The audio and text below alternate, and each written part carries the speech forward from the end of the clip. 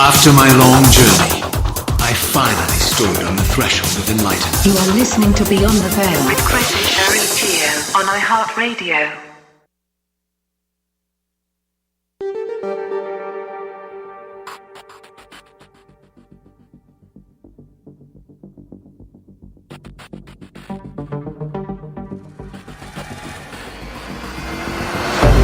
When time is but a loop, with a loose stitch in the universal cloth, a traveller may seize upon the chance to rip the seam and step beyond the veil.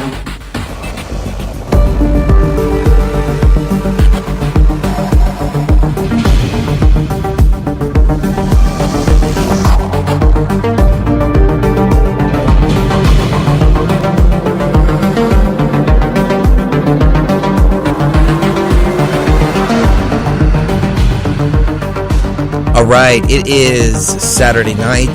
This is Beyond the Veil. I'm Chris Gio. Joining me is Cherie Gio, of course. Good evening, everyone. Oh, Good evening. doesn't sound like you got a mic going over there. I don't know what's going on tonight. She's been having a problem with that mic. Oh, there we go. Yep, It was there we off. go. Oh, it was in the off position. Yes, In the it was. off position.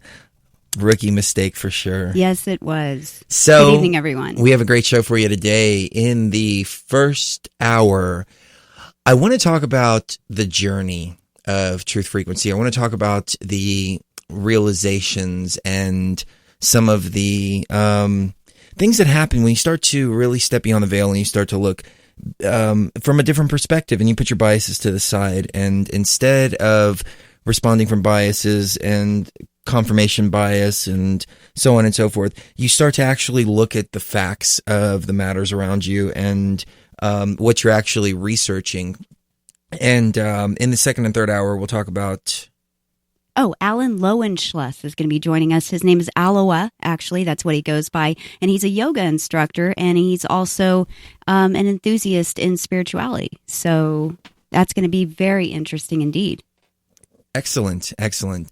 But it's been a pretty incredible journey over the last 7-8 years now here at Truth Frequency. Of course, many changes. We've got 33 hosts on air right now on the station, and our show obviously has taken a different direction, and we've rebranded it Beyond the Veil because Truth Frequency has become its own entity. And just like any other baby, when the baby, hold on a second, I'm getting a technical message. When the baby grows up, it's time to let it go and let it, sprout its own wings and walk its own path and so on and so forth. Thank you, Kev, for the heads up on that little thing. It's been a pretty rough Mercury transit. Mercury retrograde transit over the last couple of weeks. I don't know if anybody else has noticed, but it's been pretty rough. And there were several planets in Mercury in retrograde, weren't there? Yes, there were. There was Mercury. I believe it was Jupiter, Saturn, and Pluto, all in retrograde at the same... And Venus. I'm sorry, Venus as well. Pluto didn't go retrograde until just about a week ago, but Venus was in retrograde from the 1st to the 15th of April. And then we had Mercury retrograde at the end of that Venus retrograde. And Jupiter retrograde's been going on since, I think, January or something like that. I mean, it's been going on quite a while. But what we look at when in astrology, when we're looking at planets that are in retrograde, look at the one. If you're looking for planets in retrograde to have any effect on you personally, then you want to look at Mercury, Venus, and Mars. Those are called your personal planets. Those are the ones that have the most impact on you in your personal life. And then you have the outward planets, which are Saturn, Uranus, Jupiter, Saturn, Uranus, Neptune, and Pluto. And those planets are more about all of us and how we all relate to each other and in the wider spans of things. It's been pretty rough. It's been rough. We'll talk more about it on the other side, right here on Beyond the Veil.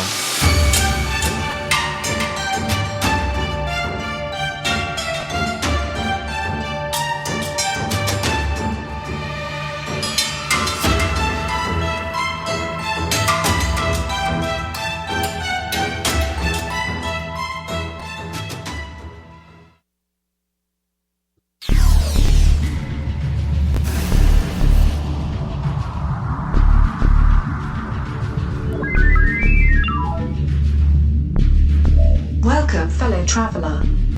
Are you ready to journey beyond time and space? During this adventure, we may encounter otherworldly intelligences, but have no fear. We are protected by the spirits of our ancestors, and guided by messages etched in stone that echo through the ages. Now sit back, take a deep breath, and prepare to step beyond the veil.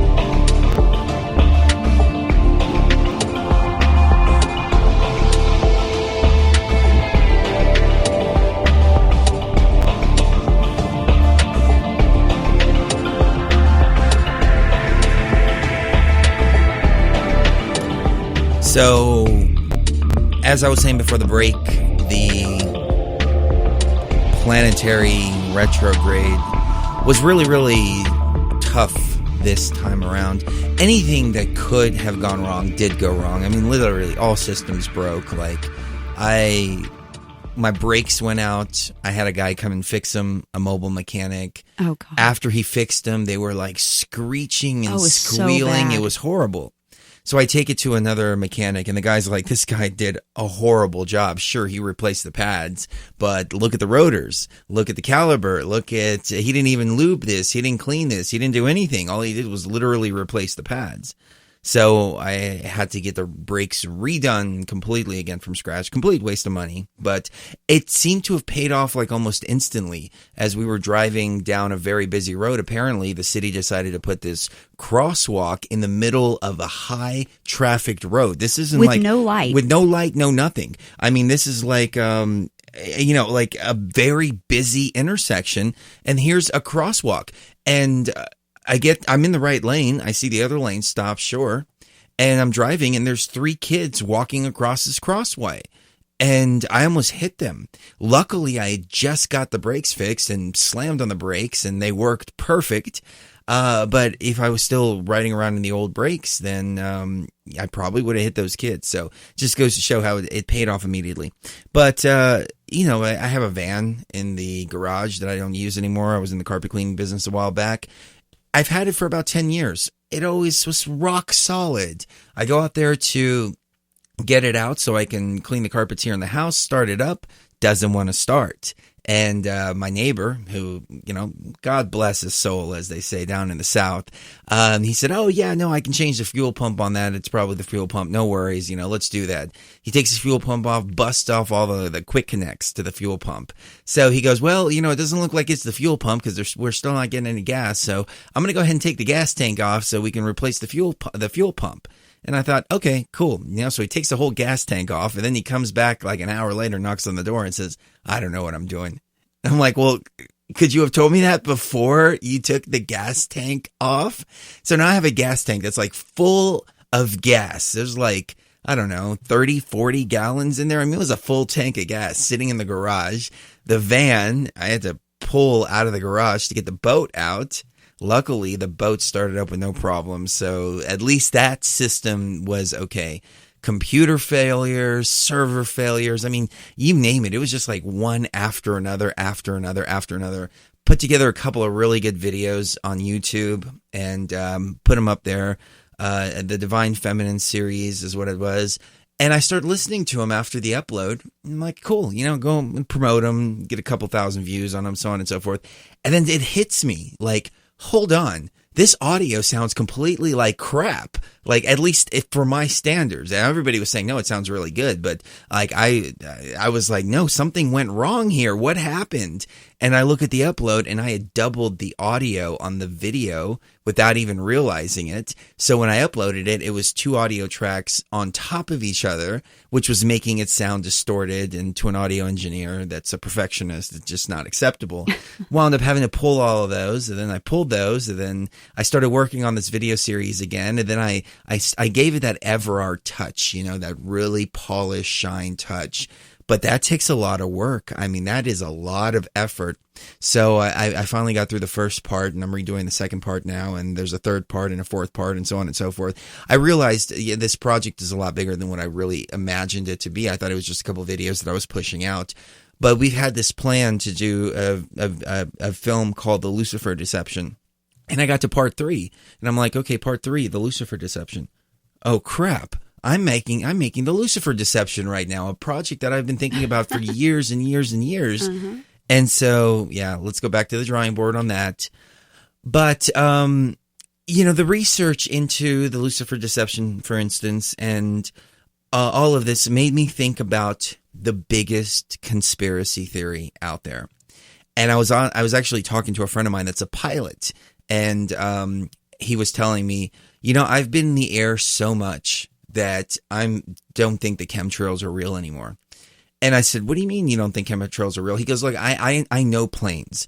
I know commercial planes. I know private planes. And, me flying around my private plane, I can see the contrails behind me, and I can see how far contrails go. They're not just short little bursts as people think, but they actually can leave long trails in certain conditions. Now, he said, I'm not discounting the fact that there could be specific planes that are chemtrail planes, but they don't put them on commercial airliners and they don't put them on jet airliners. And my reaction to him was, well, that's what I always thought. I didn't think that they were on commercial planes, even though you do hear that about chemtrails, about them being on commercial planes, but I always thought that was disinformation and misinformation to kind of confuse, because hold on, you come out with something like that and say, oh, all commercial airlines have chemtrail machines on them, and then what happens is somebody can disprove that, and it's very easily disproven, and then you cover up the actual chemtrail program that's being run by these very specific planes. Well, and I also think sometimes it's just general disinformation that actually starts out as a joke against people that believe in chemtrails. And one of them is that there's this lady that goes outside and she starts spraying, I think it's vinegar or something, in the sky. And she says that it's killing the chemtrails. Oh, yes, I remember that. I thought that was disinformation, or that had to be a setup. That had to be a joke. There's a YouTube video. I don't know exactly the name of it, but if you go to YouTube, maybe Google this. Maybe try Googling woman disperses chemtrails with vinegar solution or something like that. But she's spraying it in 8 the air, feet in the air, in her backyard, and saying that it's affecting the chemtrails and making them go away. And I'm just like, wow, this is how they're trying to paint people that talk about this kind of stuff. But the biggest conspiracy came up. He looked at me and he goes, well, have you unveiled the biggest conspiracy of all? And I said, what, that there is no conspiracy? And he goes, yep, exactly. That there is no conspiracy. And I'm like, doing the research and really like putting my biases to the side, that's kind of where I'm at. I told him, I said, that's kind of where I'm at right now, is I'm realizing that a lot of the stuff that we've been told is really not true. And it sounds believable on the surface. It really does. But all you got to do is just do a little bit of research and realize that a lot of it is misinformation. And that's, in my opinion, the hallmark of a true truth seeker, when somebody's willing to put their biases to the side and really do research on subjects that they even thought were completely legitimate and airtight. Like the globe theory, for example. A lot of people ridicule the flat earth people, but I admire them for thinking outside of the box, for researching and investigating something that we all took for granted as fact. And that's why I really love the flat earth guys, especially the ones here on the station, Jaron and Mark and Rob Skiba and Zen Garcia and many others. But it's kind of side issue there. But, just being able to question literally everything is the hallmark of a truth seeker. And there's nothing wrong with questioning your belief system, because a belief system essentially is nothing more than BS. So the biggest conspiracy of all is that a lot of these conspiracies really aren't true, at least not in the way that they're presented. So are we falling for disinformation and thinking that we're awake? Is the truth movement in and of itself a box to make people like... Okay, so you have like a little trap, right? And you've got crabs in this trap, and then you create another trap outside of it for the crabs that escape that little trap in there, and they're still in another larger net or another larger trap. It's just a little bit bigger, and they think that they've gotten out of that box, but they're still trapped in another box. And I'm wondering if maybe the truth movement is created like that because they knew at one point, well, people are going to wake up to this deception. People are going to wake up to the lies and propaganda. The mainstream media is completely falling apart right now because so many people are waking up to it. Are they not going to set up other barriers to and other boxes to trap people? I would say so. I would say yes, absolutely. So the biggest conspiracy is that there is no conspiracy. And I remember Dennis McKenna telling me this a while ago. And he's like, you believe in Illuminati? You believe in all this crazy stuff? And he's like, look, here's the fact of the matter. Fact of the matter is that nobody is in control. And I think Terrence said this too. Terrence said, I'm not in control. You're not in control. Nobody's in control here. It's just a bunch of people clutching at straws, trying to, it's just move things to their own personal agendas. I think that's true in a sense. I think there is, it's kind of in the middle. There is an element of a larger control, but it's like a pyramidal structure where you have these separate different layers, and the higher you get in the layers, the more control there is over the other layers, but there really isn't a capstone. And maybe that's why the capstone is disconnected on the dollar bill and you see it above everything else, because the capstone is something that's above and outside of this matrix. Maybe the capstone could be the people that created this matrix, or the alien race that created this holographic reality, or, whatever, however you want to look at it. But it's something that stands outside of the construct in and of itself. So I've gone over this before, but I figured that this is a good time to go over the top 10 conspiracy misquotes, some of these that never actually happened. And I'm wondering if I should go from 10 to 1 or 1 to 10. I'm looking at them here. Let's start with 1. Okay, we'll go number 1. That's the way it's written here. It's written from 1 to 10. So JFK planned to reveal a secret plot to enslave all Americans days before his death. And this is a common quote that people circulate. There's a plot in the country to enslave every man, woman, and child. Before I leave this high and noble office, I intend to expose this plot. President John F. K. 7 days before his assassination. According to the article, this is fake. This is by far the most popular quote on the list. The source is vague and usually only includes the ominous sounding 7 days before his assassination. Kennedy made 2 speeches on November 5th, 1963. Kennedy first spoke to the delegates of the Fifth Constitutional Convention of the AFL-CIO, American Federation of Labor and Congress of Industrial Organizations. Wow, these people are really pompous. I mean, look at the name of this. American Federation of Labor and Congress of Industrial Organizations. Wow. It's like, dude, come on, just come up with a little simpler name. That's really pompous. Anyways, at 11 o'clock in the morning at the Americana Hotel in New York, no plot and no enslavement in that speech. He then spoke at the 7th National Catholic Youth Organization Convention at 11:40 a.m. In the grand ballroom of the New York Hilton Hotel. Again, no enslavement, no plot, no nothing like that. So these were the only 2 public speeches he gave the 7 days on the 7th day before he was assassinated, and he didn't mention that in either of them. Now, maybe he mentioned them in passing. Maybe, he mentioned them in some other non-public forum, but if that was the case, why is it so heavily quoted? But I think I don't think that this quote was actually real, even though it would pull at a lot of the conspiracy theorists' heartstrings.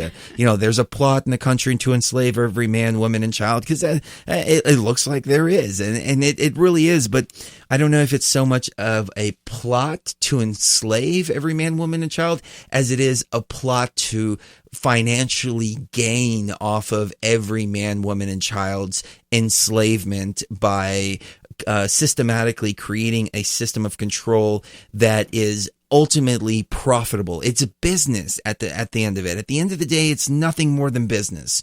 At least that's the way that I'm starting to understand it as I go beyond the veil.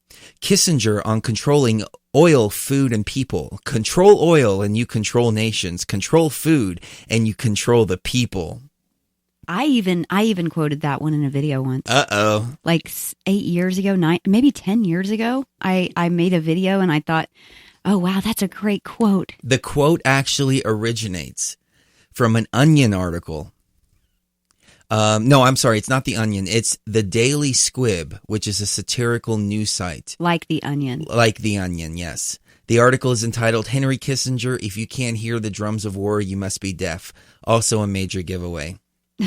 So, fake news site being quoted. And fake news, I mean, that's really what fake news is supposed to be. Like The Onion, that's fake news. It's satirical news. That's a better phrase, satirical news. But somebody obviously saw this article, picked it up, ran with the meme. The meme went viral, and as a result, now we have Henry Kissinger saying this. Not saying that this guy is anything but evil. Not saying that this guy is, has some kind of benevolent agenda or whatever. But all in all, it's a fake quote. And if it's a fake quote, then we have to look at it as a fake quote.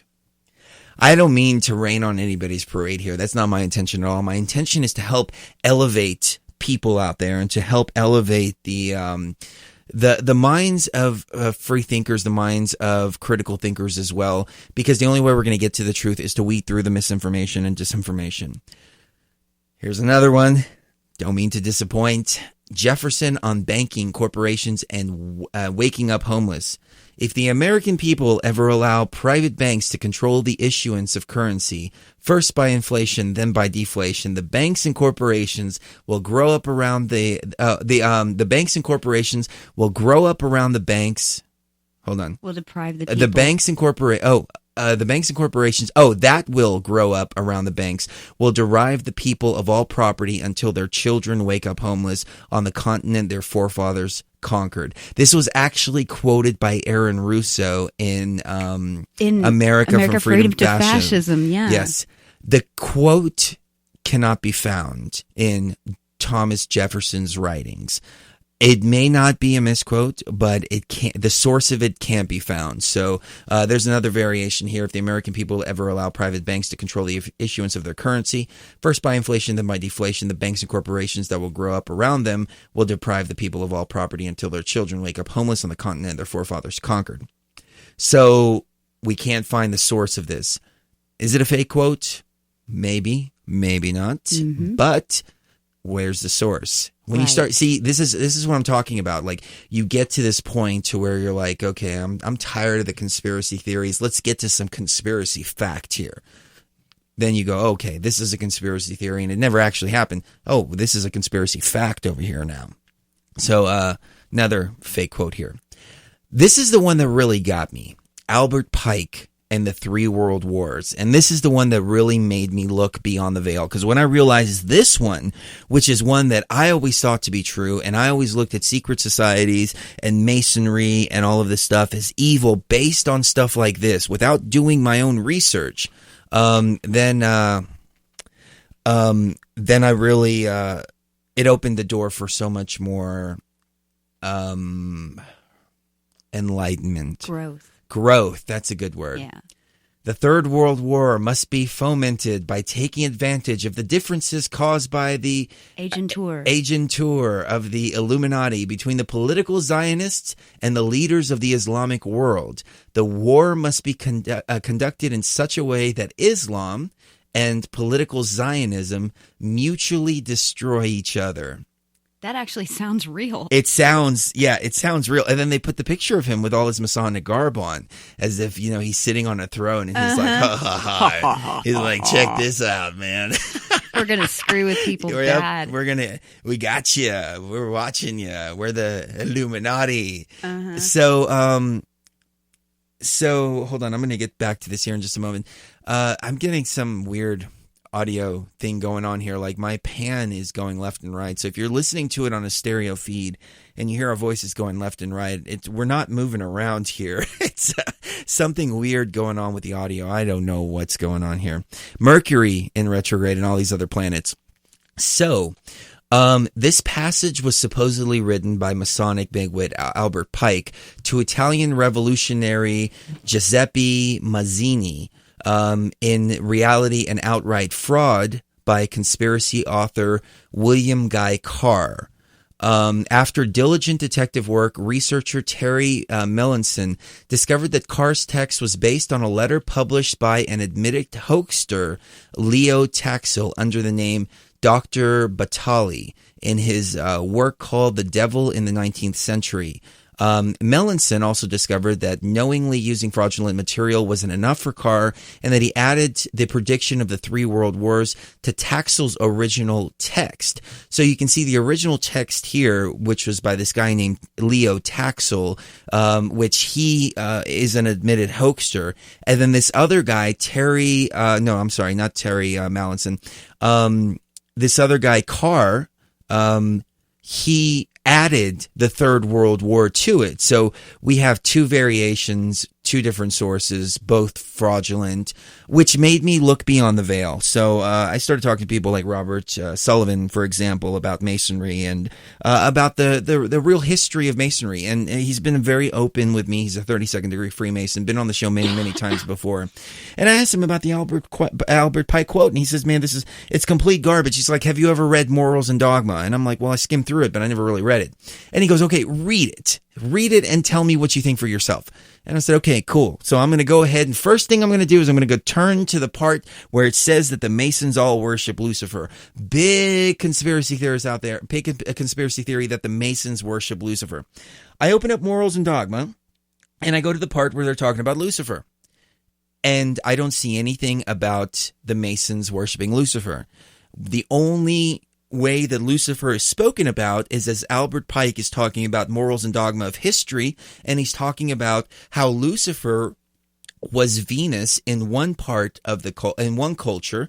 Lucifer was the morning star in another culture. Lucifer was wisdom in another culture, and that it's only Christianity that is tied in Lucifer with Satan. Mm-hmm. And it's a new phenomenon that has been completely fabricated by Christian and especially Christian propagandists. So essentially, Albert Pike wasn't even saying that the Masons worship Lucifer, but he was just saying, look, here's how Lucifer was mentioned by all these other cultures, and nobody bothered to pick up Morals and Dogma and actually read it for themselves. And so I had to rethink everything, and I'm like, okay, so let's take a look at the facts here. So I know Robert Sullivan. He's a great guy. He's a stand-up guy, as we would say in the Italian heritage. He's a stand-up guy. He's a friend of ours. He's a friend of mine. So a little Donnie Brasco reference there. So I met a couple of other Masons, and I'm like, wow, they're pretty cool people. Okay, so are they really like this evil Luciferian, a cult, cult, so on and so forth? Not that I can see. Now, I asked Robert, I said, hey, look, there's a lot of Masons that have done a lot of bad things here. So what's going on? Is there maybe 2 different factions of Masonry?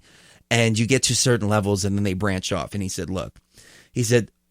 Masonry is a huge organization, and not necessarily anybody can join, but it's very easy to join Masonry. So you can get into Masonry, Freemasonry, and you can do bad things. And if you're a Mason and you do bad things, well, then it's going to look like it's a Freemasonic agenda when it's really not.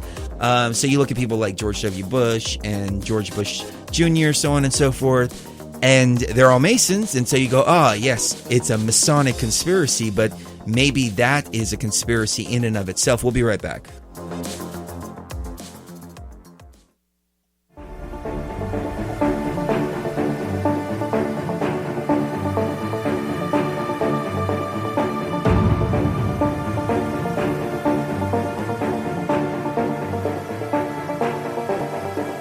Welcome back, traveler. Take a deep breath and relax as we continue to journey deeper beyond the veil. All right, we are back, and I'm really excited about the topic. Where not debunking, it's not the right word. I hate debunkers. I think that they're just very kind of people. Yeah. We're just going beyond the veil of some of the common misconceptions and or common accepted facts that really aren't facts. And a big thing here, we're getting a lot of comments about the Albert Pike thing and the Third World War quote and the idea of Freemasonry. What is Freemasonry, and is it really an evil agenda? Cherie, you said some people had some good comments in the chat. I've got a couple of comments here. The Facebook chat I can't really keep up with because it only shows me the last 4. I know there's got to be a way for me to go back historically. But Agnar Halverson, I don't know if this is from the TFR chat or the Facebook chat. He said the Freemasons worship ancient mystery religions which are based on paganism. They worship gods like Moloch, Baphomet, and Baal. So this is actually in the video series that I'm working on, Beyond the Veil of the Divine Feminine. The word paganism is actually a derogatory term made up to label any non-Christian religion. So up until 2,000 years ago, every single religion is considered paganism under the term paganism. Now, under the strictest definition of the term paganism, Judaism is also considered paganism because it is a non-Christian religion. So just go look up the definition of paganism, and you'll see it's a derogatory term for anything that's non-Christian. Islam is considered paganism. Buddhism is considered paganism. Hinduism, paganism. Wicca, paganism. The list goes on and on and on and on and on. And it says, and for this other quote, they worship gods like Moloch, Baphomet, and Baal. When you look at the term Baal in Strong's Concordance, and this is something I need to put in the film too, you go to Strong's Concordance. Just grab it right now, or go online and look up Strong's Concordance. It's the #1 most accepted concordance of Christian pastors and pastors and just Christians in general. So it basically gives you definitions of these words. When you look at the term Baal, it actually means the Lord. Mm-hmm. Let me repeat that. According to Strong's Concordance, the word Baal means the Lord. Mm-hmm. So that means that every time you see the word, the Lord says this, the Lord says that in the Bible, that's interchangeable with the word Baal says this and Baal says that in the Bible. This is according to Strong's Concordance. It's not some conspiracy theory here. So it makes you wonder, who is the God of the Bible? Is it Baal? Because according to Strong's Concordance, the word Baal means the Lord. Something to think about there. Moloch, Baphomet. I don't know too much about Moloch. I don't know too much about Baphomet either. I know that there are some tales that are about child sacrifice and so on and so forth, but I haven't done enough research and looked beyond the veil of who Moloch actually was and who Baphomet actually is either. So, however, the Baphomet shape. Oh, the Baphomet corresponds. Okay. So, yeah, this is in the film too. The Baphomet in and of itself. So, okay. So first of all, the Baphomet is the goat's head, right? So just go to Google right now and look up satanic goat's head. Satanic goat's head. Now open up another browser window and look up woman's uterus. Uterus and ovaries. Yeah, uterus and ovaries. And the uterus and ovaries are... I'm sorry, I'm doing this too as we're talking. Yeah, are shaped exactly... like the Baphomet. Like the Baphomet's ears. The Baphomet is the woman's reproductive organs. So again, you look at this and there's something wrong here. Why did the satanic symbol? Why is the satanic symbol the woman's uterus? You'll have to go to youtube.com/Beyond the Veil and look for the video releases to get the answers to that. But we're definitely going to cover that, and we're definitely going to go beyond the veil of all of this deception, all of this stuff here. Another great question from Anu Ampu. There are lodges that go dark and practice esoteric Freemasonry, but they are far and few between. It's something that's not really condoned to my knowledge. All right, so let's talk about the idea of a lodge going dark for a moment. The idea of a lodge going dark means that they're not active for a certain period of time. So a lodge would go dark in the summertime when everybody wants to take their boat out and go fishing. So a lodge goes dark. It doesn't mean they go dark. It doesn't mean they go... As in satanic. Right. It doesn't mean that. At least to my understanding, from what I've been told. Now, the person that told me this could be sitting there, with his covering up his devil horns under his yarmulke and going, ha, ha, ha. Like, I'm misleading him by telling him that going dark really means that there are no lodge meetings, but in actual fact, it means that we're doing satanic rituals and sacrificing babies to Moloch and Baphomet. That's possible. But I according to my research, this is what I know going dark as. Going dark means that the lodge is not active for a period of time.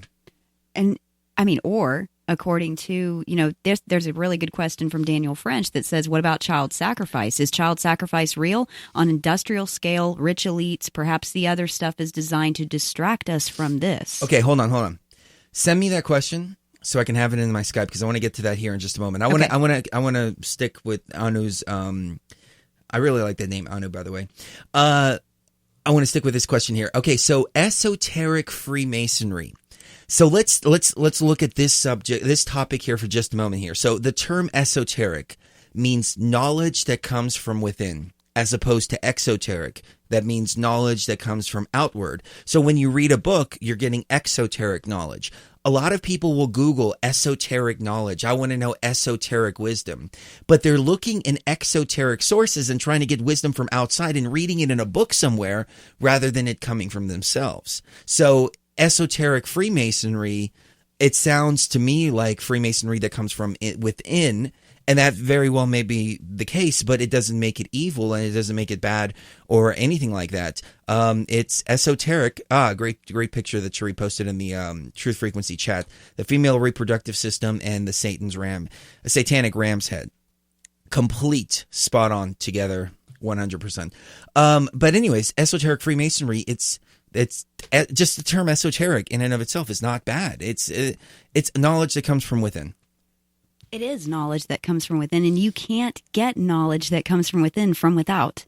You can see the response that other people have had to their esoteric wisdom, but no one's going to give you the esoteric wisdom. It has to come from within, and it has to come from that deep, dark place within yourself, and sometimes it's dark, and no, sometimes it doesn't have it's to light. come from a dark place. It can come from a light place, too. That's what I'm saying. Sometimes it's dark, sometimes it's light, sometimes it's a certain way, and then other times it's not a certain way. And it makes sense that that's like that because life is like that. Life is not always the same. You look at the seasons, for instance.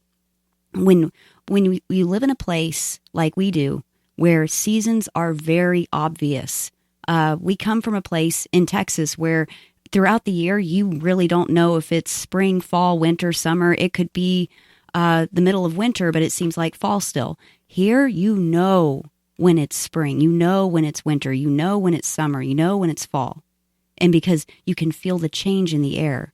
And that change in the air that's the world's version of that esoteric wisdom that comes from within. Right. And so you're tapping into that. Esoteric knowledge is not evil. But look at what they've done. They've told you esoteric knowledge is evil. Stay away from it. So you stay away from esoteric knowledge, which is knowledge from within. And instead they're like, hey, this is the knowledge. Here, read our books. Read the books that we wrote and we're giving you. Don't get knowledge from within. Mm-hmm. Get knowledge from without.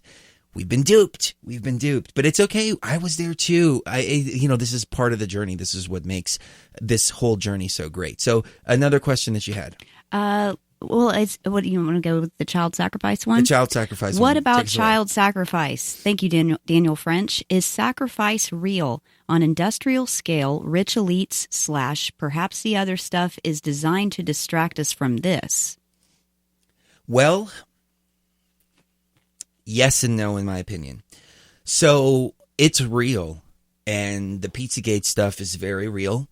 They have networks of red rooms that they trade children, and they torture these children within these red rooms, sometimes physically torturing, sometimes sexually torturing, sometimes both.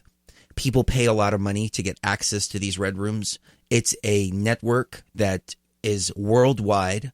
Mark Dutroux was part of this network.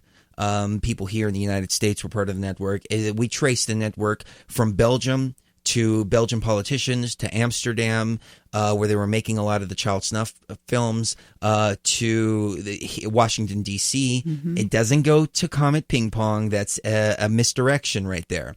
Now, James Alefantis does have some very interesting connections. He's not completely clean of this, but it doesn't go to Comet Ping Pong. They wanted you to look in Comet Ping Pong, so it's misdirection. It's like, hey, look here. Don't look at the global freaking network of all of this stuff that's going on. So, yes, it is very real, and yes, it does happen. Is it happening in Masonic lodges? I don't know. I've never been in a Masonic lodge. I don't know what goes on at the higher levels of Masonry, for example. I know that Robert, for example, has never said anything like that. If something like that was going on, of course he wouldn't say it, but I can read people's energy. And I can tell when somebody has good energy. And Robert has very, very good energy. So I don't think that he's misleading me. Now, he may not be privy to some of the stuff that's going on, but yes, child sacrifice is very real. However, there is a reversal of this that's going on too. The idea of virgin blood sacrifice actually comes from traditions, feminine traditions, like Ostara, for example. So Ostara is the goddess that Easter is actually named after. And the month is called Easter Monat in German? Mm-hmm. German or Germanic? It's Old Germanic. Old Germanic. So it's like Old English. Mm-hmm. This would be like Old German.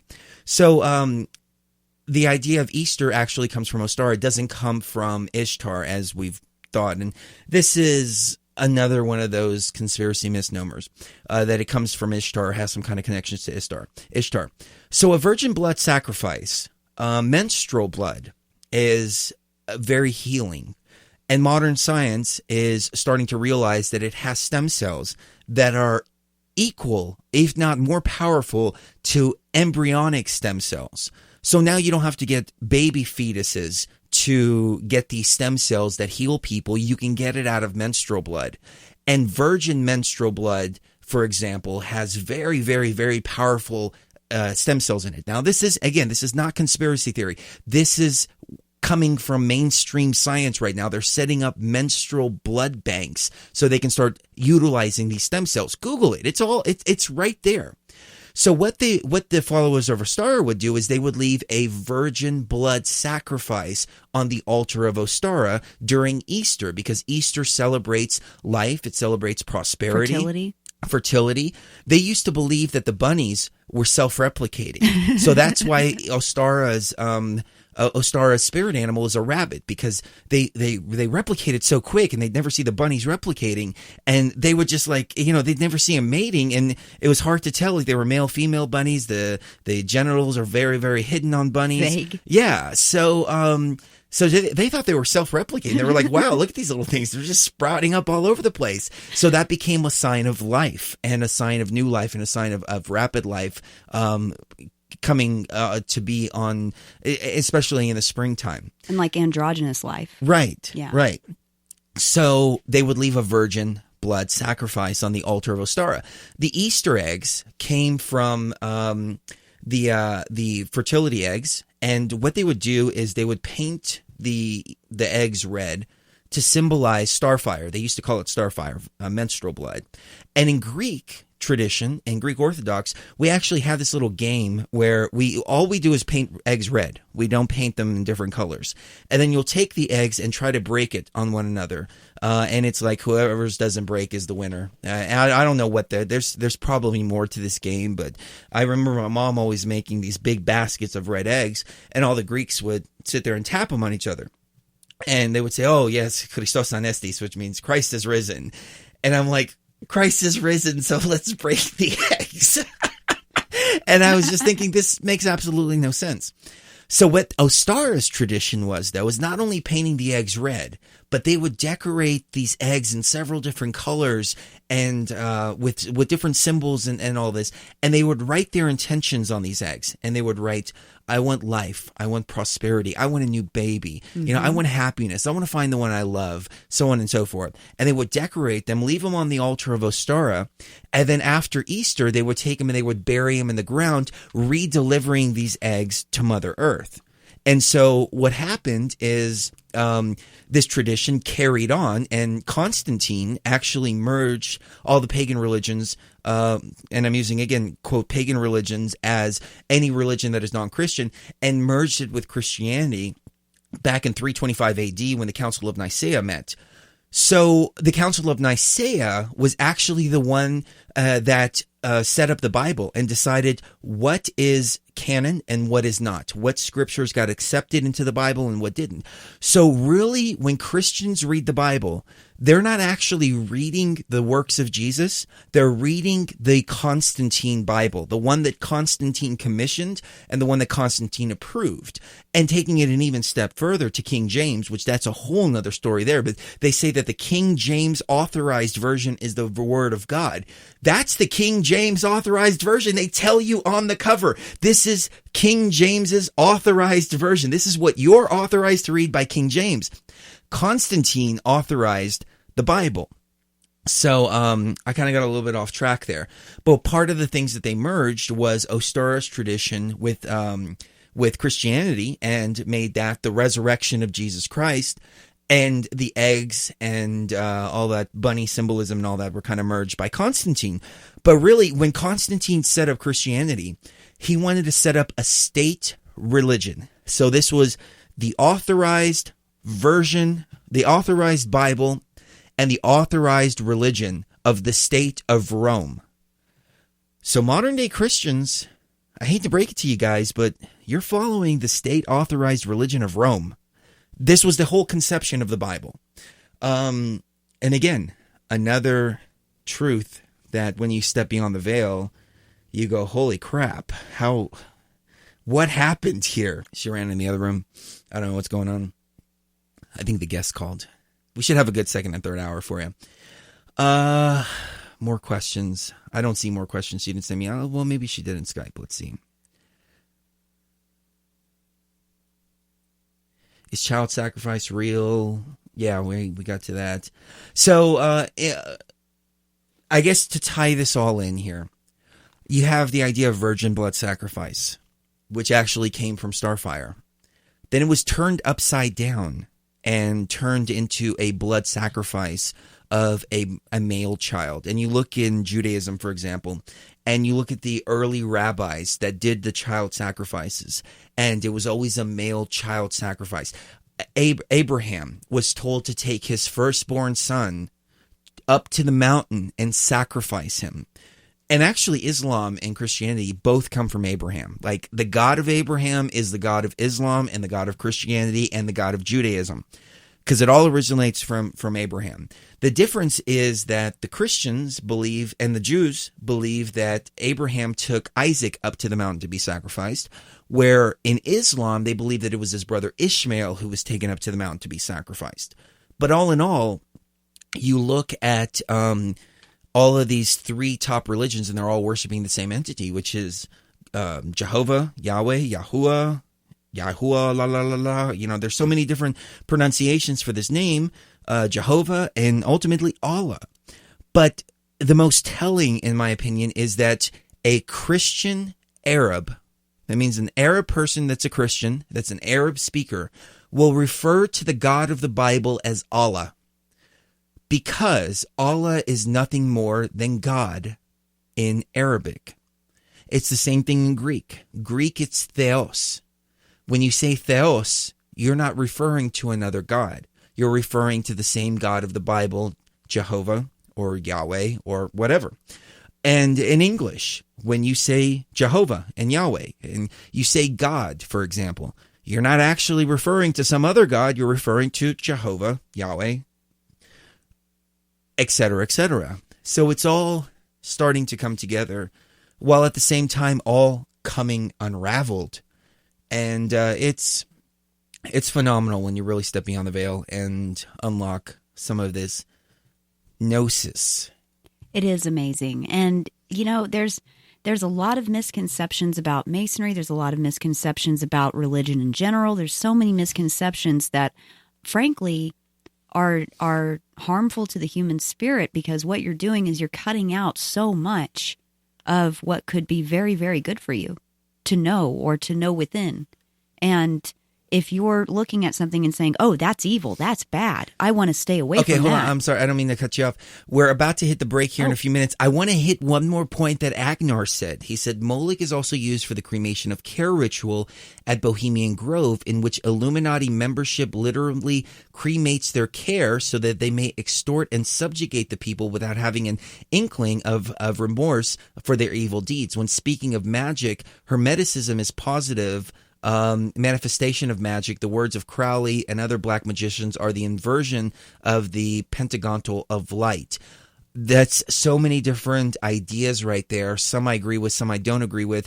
The satanic reversal, the black magic inversion of the pentagonal light, totally agree with you 100%.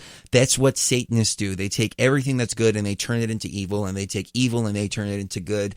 In my opinion, let's take a look at the cross here for just a moment. The cross is a medieval torture device. It's not a symbol of good. It's not a symbol of life. It's not a symbol of any of that. But it's been presented as a symbol of life and resurrection and so on and so forth. The cross is a medieval torture device. The swastika, a sign of unity with God, a sign of oneness with the divine, has been turned around and has been used as a symbol of death and oppression and so on and so forth. So Agnar made a couple of really good points. The one I disagree with, though, is Moloch in the Bohemian Grove. Because when you look at the statue that's behind it, it's not a bull, it's an owl. Moloch has never been represented by an owl. Moloch has always been represented by the bull. So it's really not Moloch who's back there. I don't know what the owl represents, because the owl is on so many different figures. The owl is on Columbia. Ostara. The owl is on Ostara. The owl is on Athena. The owl is on Ishtar. Mm-hmm. The owl represents, from what I can tell, Minerva as well. Minerva is the Roman version of Athena. The owl represents wisdom and, most importantly, a war strategy. So you would see the owl symbolism with Athena, for example, the goddess of war in that perspective. And it's not really the goddess of war, like the goddess of war that's going out to kill, but it's the goddess of war of strategic planning when it comes to war. There was a big thing where Madonna came out and she had an owl on her head, and people were saying it was a Baphomet. But it wasn't a Baphomet. It was an owl that she had on her head. It was a symbol of war strategy. Well, you take a look at the game football. It was at the Super Bowl. Take a look at the game football, and it's a strategic war game. I mean, that's essentially what football is. So you have Madonna coming out, ordaining. That's not the word I'm looking for. I guess ordaining. That's not. Ornating, that's it. Okay, she's wearing. I'll just simplify it. Okay, you have her coming out wearing the owl on her head. It's not a Baphomet. It's an owl. This is why symbol literacy is so important. So you can actually identify what's going on instead of just falling for all these conspiracy theories. Because if you say it's a Baphomet and just dismiss it, that's fine, but you're not getting to the truth of what actually is going on. So you can point and say, oh, there's all these, rituals, but to anybody that's enlightened, you kind of look kind of silly if you can't recognize the symbols. Not saying that all these symbols are positive, not saying that these rituals that they're doing are positive either, but all I'm saying is that we need to be more educated and more aware of what's going on, because knowledge is power. Knowledge is not a sin. Knowledge is not something that gets you thrown in hell. Knowledge of esoteric mysteries is gnosis. We'll be right back, right here on Beyond the Veil.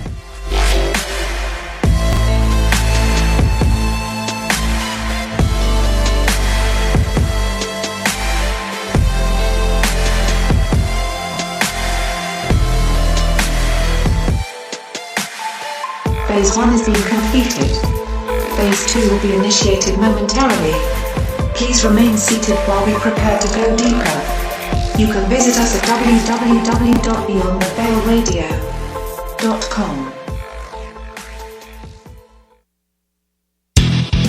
Truth Frequency Radio is your number one source for news and information without the hate, hype, and fear.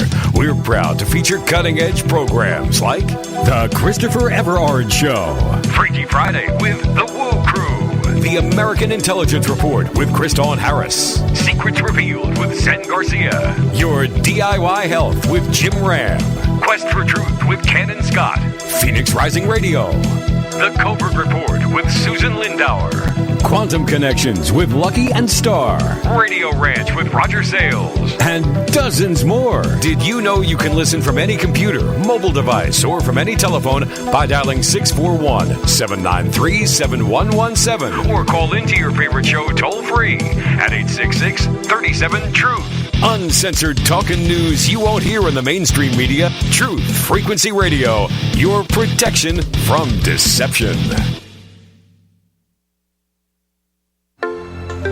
You are listening to Beyond the Veil With Chris and Sherry Gio. on iHeartRadio.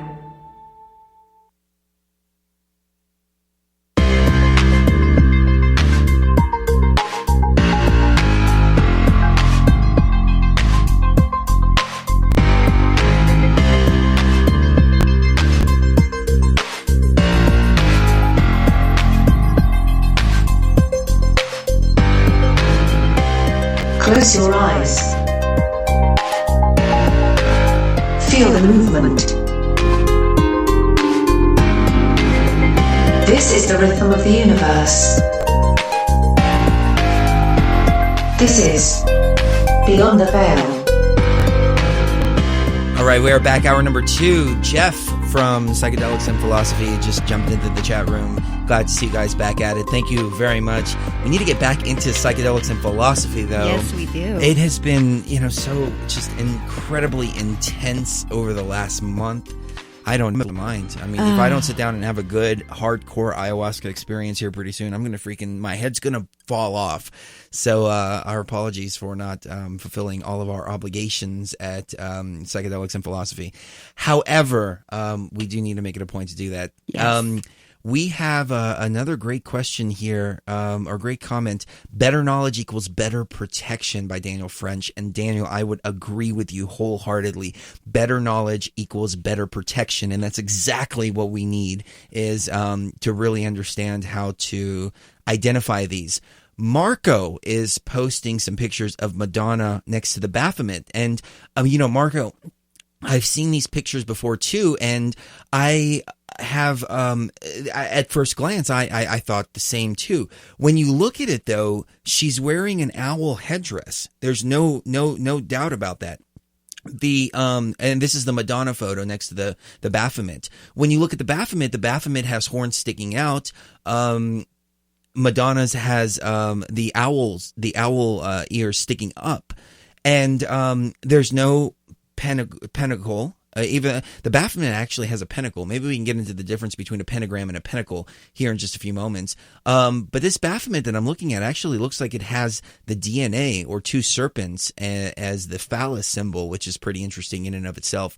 However, there's another picture of her standing with her hand out. And it's juxtapositioned with the Baphomet. The thing is, when you look at the Baphomet's fingers, the satanic sign, because you can find other Baphomet photos too, it's two fingers pointing upwards.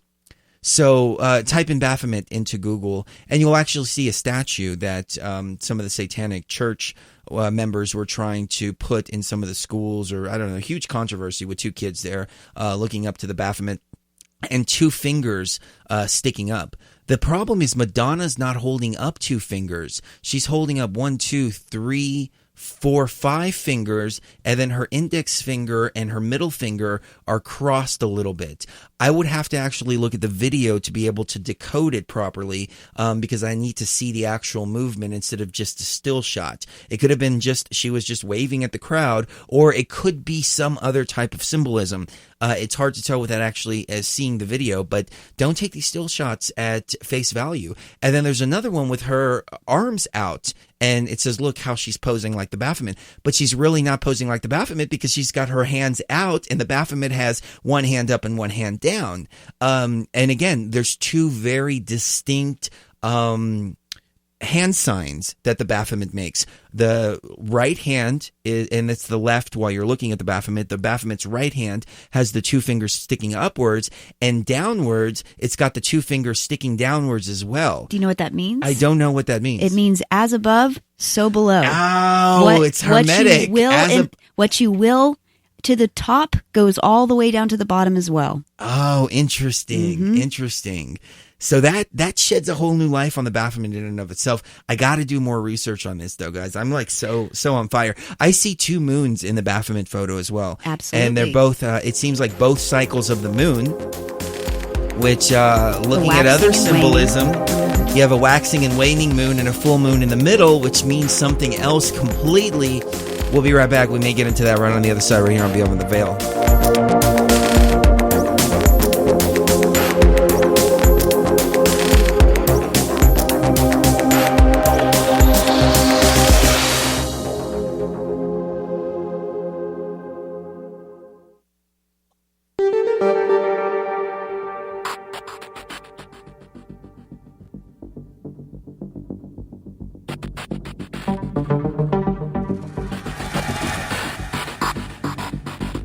Welcome, fellow traveler, to phase 2 of the journey.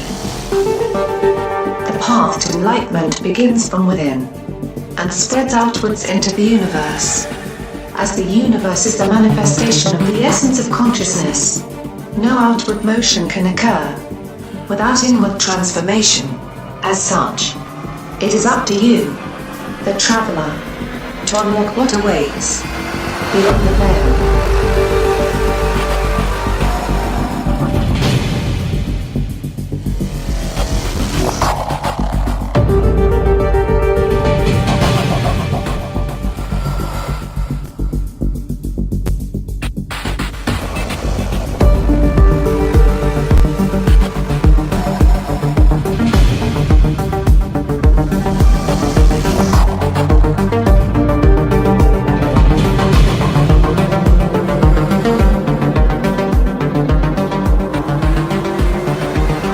Right.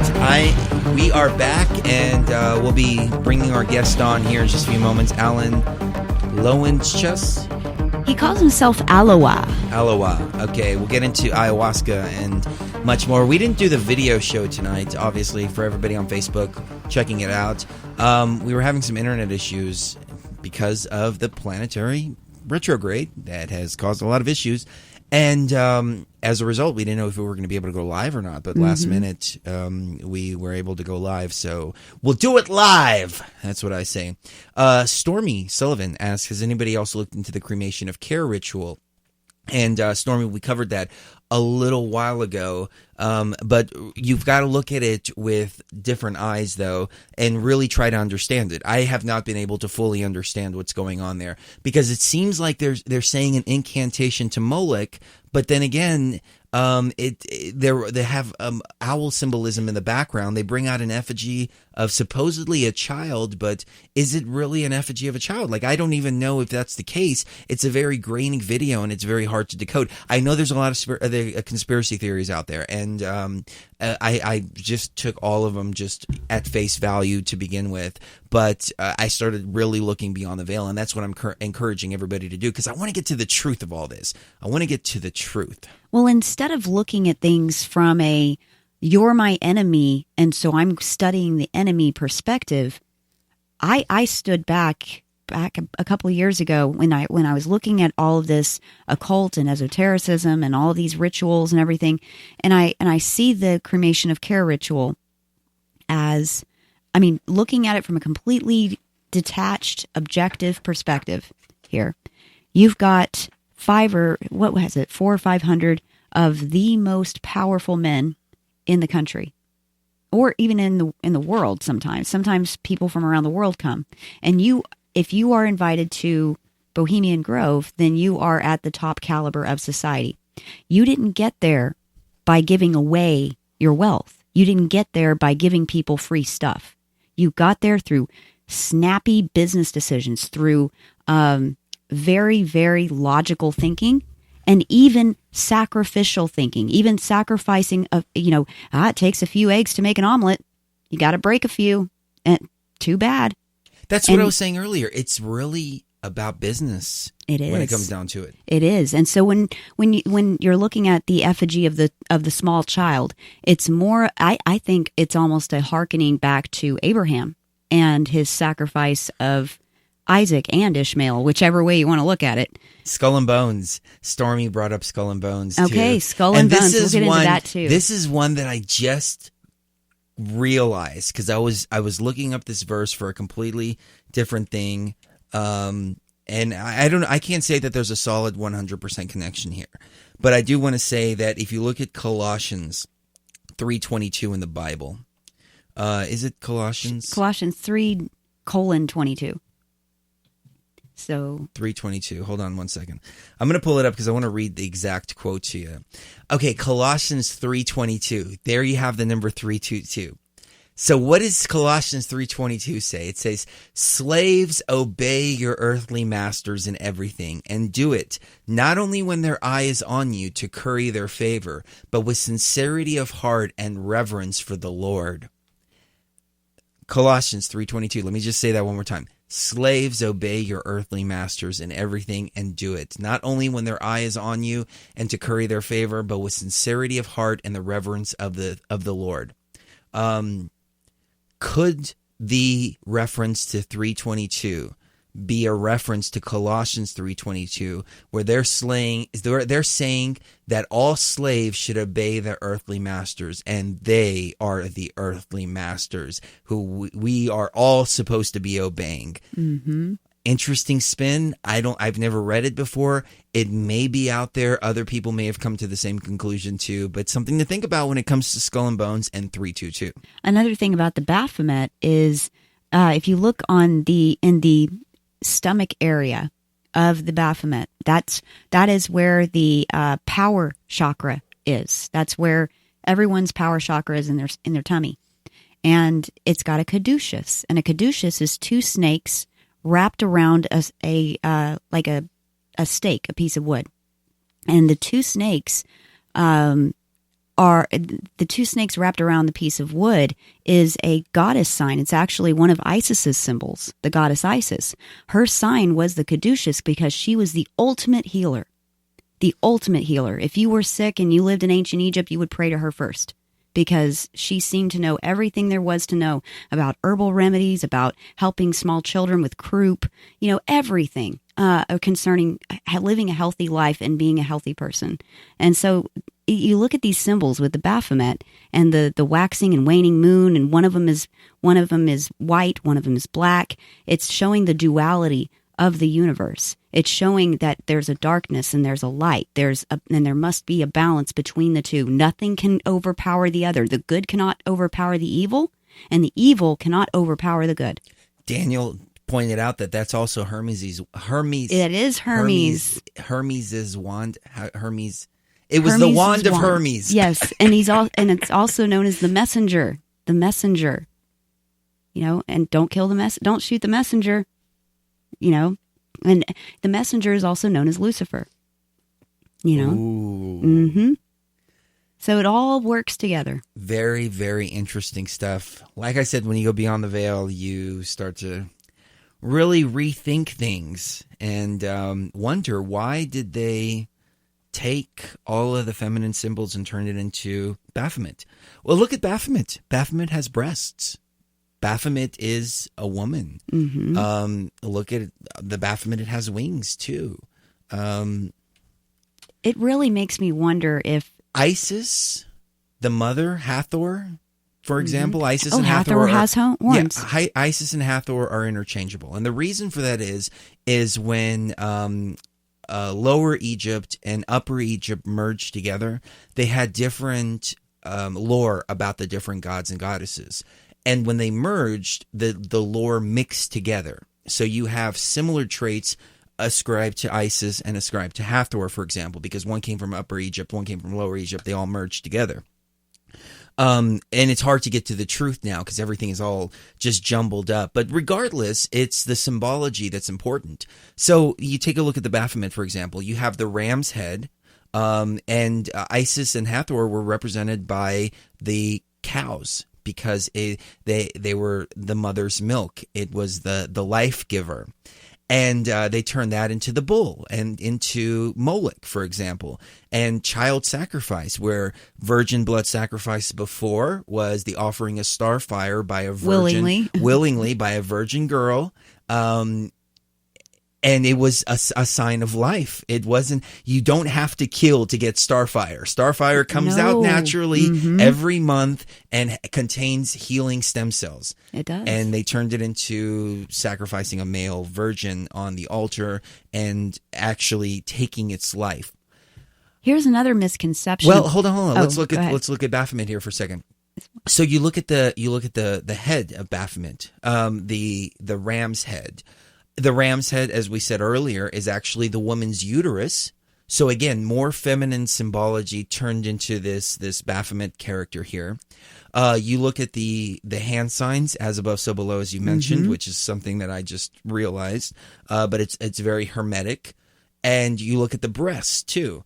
And then you look at the caduceus, which is the two snakes. And in some motifs, it's actually a phallus instead of the caduceus. So it depends on which motif you're looking at, symbolizing Baphomet. And then you have a moon on one side, a waning moon, and on the bottom you have a waxing moon. Well, if you look up the triple goddess symbol, you'll see the triple goddess is a waning moon, a full moon, and a waxing moon, representing the three cycles of the feminine cycle, the feminine reproductive cycle, as well as the life cycle. The life cycle, the maiden, the mother, and the crone. Life cycle. There's a good way to put it. So now you have within this motif of the Baphomet, you have the triple goddess symbol that can be decoded from all of this. And so essentially what they've done is they've taken the divine feminine energy, they've taken the mother goddesses, and they've turned them into demons. And they've presented them to you as demons. And there's a whole rhyme and reason for this. I mean, this goes into psychological warfare. It's a complete and total psyop. And it's not because there's a satanic energy that wants to take people over. And it's not because there's even a satanic energy out there and a good energy. It has to do with consciousness. I'm giving away all the freaking film that I'm working on here, but it doesn't matter. You'll still enjoy the film even if you already have this understanding. Absolutely. So, one more thing. Can I mention yes. one thing? There's one more thing on top of the Baphomet. There's a light, and it looks like a torch. And that goes back to Vesta and the Vestal Virgins in ancient Rome. The Vestal Virgins were taught from a very young age to be Vestal Virgins, and the Vestal Virgins kept the fire of Rome lit at all times. If that fire ever went out, that meant that Rome was falling and Rome would be no more. And the Vestal Virgins, they would focus all of their energy on protection. And so that fire on top of the Baphomet represents protection. It represents seeing in the dark. It represents being able to walk through the dark and know where you are and know where you're going at all times. That's what that means. And somebody mentioned that Baphomet is transgender. No. Baphomet is not transgender. If anything, no, Baphomet's supposed to be female. It's supposed to be female. And what they've done, though, is with the goat head, that snout is actually the vagina. The snout is the vagina, the head is the uterus, and the horns are the ovaries. And that is what it is. It's not transgender at all. And some of them portray him as a man, though, which is interesting. But usually, in the very beginning of the Baphomet thing was about the woman.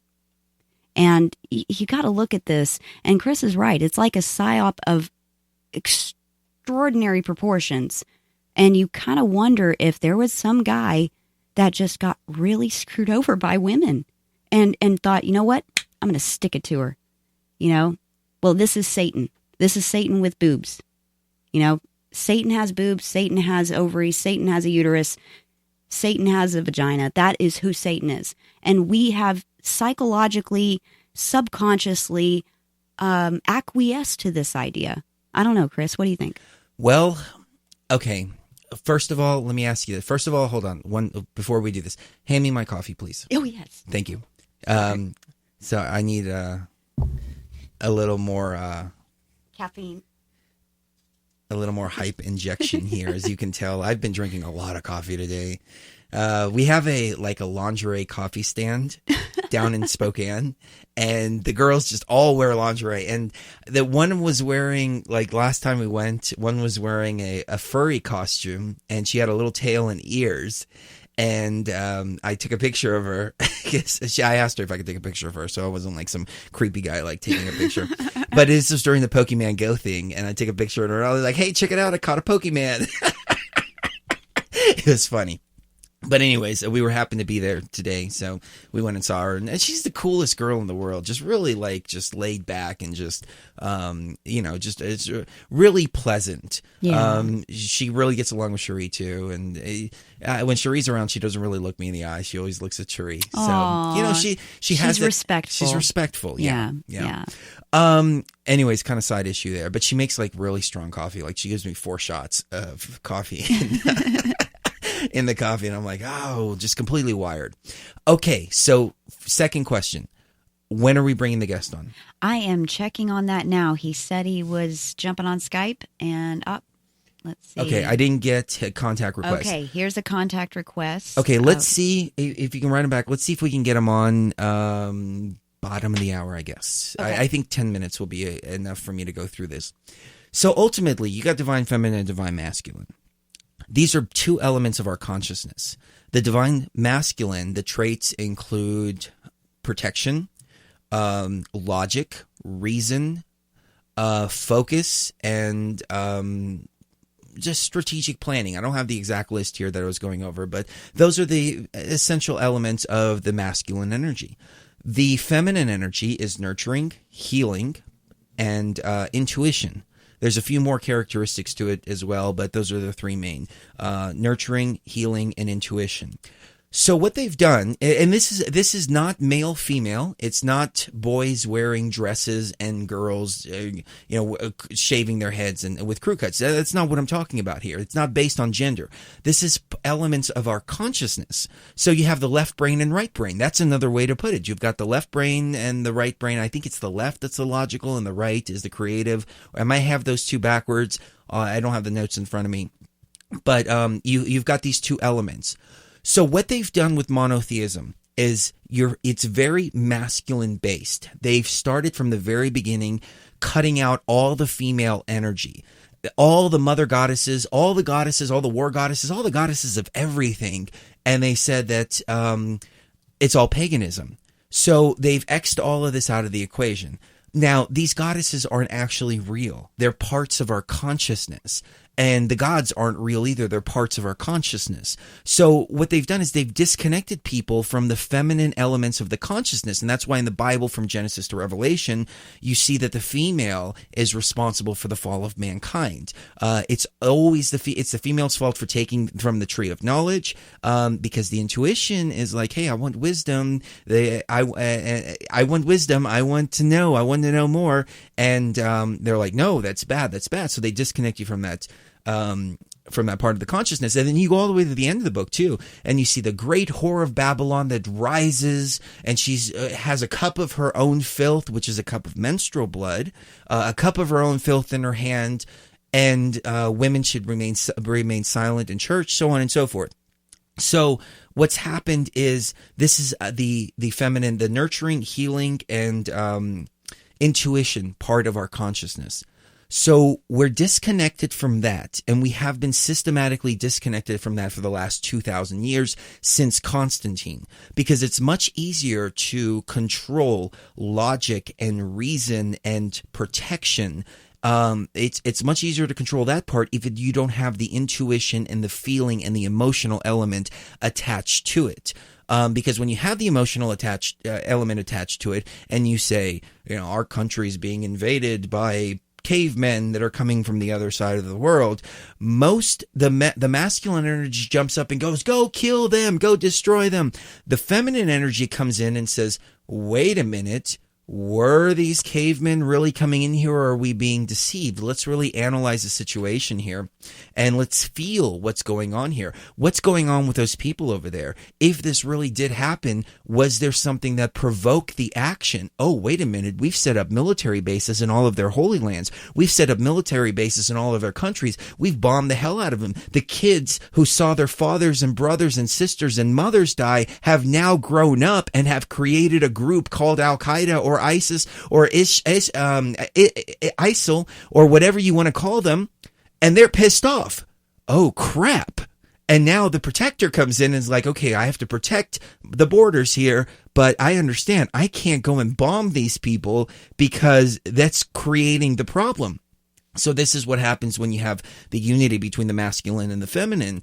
And then we say, okay, well, are these people invading our borders, and why are they invading us? Okay, I have to jump in and be the protector now. Mm-hmm. But what happens without the feminine, we become the aggressors. And the result is nation building. The result is hoarding resources, et cetera, et cetera. And then we create a state of the world like we live in now, where the majority of the population of the world, of planet Earth, lives on $2 a day, while the rest, the smaller part of the population, live like kings. Here in the United States, people of lower income live like kings used to live.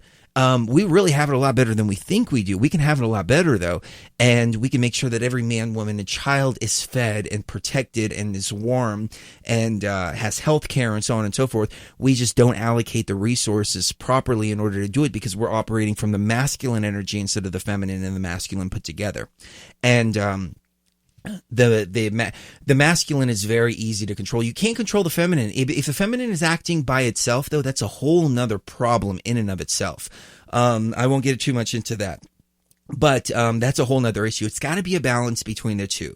But you can't control the feminine aspect like you can the masculine aspect, when the masculine is by itself and the feminine is, as opposed to the feminine being acting by itself. Because the feminine still has a bit of the intuition, of the feminine still has the emotion, and they want to X out the emotion, they want to X out the intuition, and the wanting to heal, and they just want to feed into the warrior part of the masculine energy, mm-hmm. because they can use it for their own means. And so for the last 2,000 years, this is what Rome was completely based on. The Roman Empire was about going into other people's lands and taking it over. And this was called greatness back then. And we see that now. And now it's called greatness now here in the American Empire. Yes, it is. And, this whole thing about feminism, and speaking from as a woman, this whole thing about feminism, it has shown me that this is what happens when you hold women down for so long that they lose touch with that part of themselves that's intuitive and that feels so strongly that it can save the world, that it really can save the world with the love that women have collectively in their hearts. Anything can be mended, anything can be saved, anything can be helped by a woman's energy, by a woman's touch. Sometimes me or Chris will say, you know what, I need a massage. I need to be touched by a woman with a healing energy, and especially if I can't tap into that myself for some reason. It helps more than anything in the world to get me balanced again, to get me centered. It really does. I took her for a massage today. Yeah, he did. And she was like, oh my God, that was the best thing in the world. She's so awesome. I'm like, I know, she's awesome. I was like, oh, thank you so much. Because men don't know how to calm. Men don't know how to comfort, nurture, feel.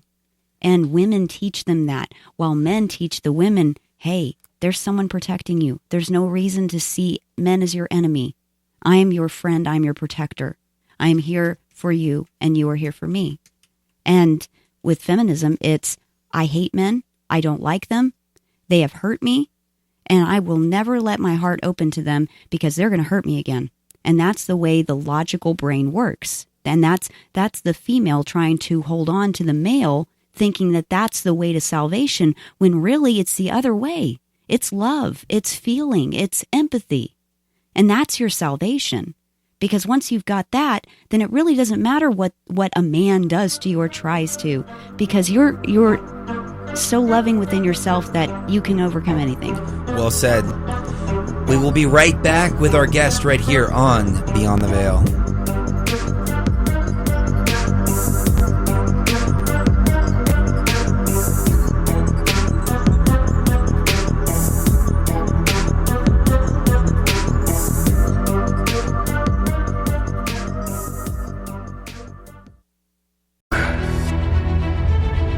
Everything is decided here.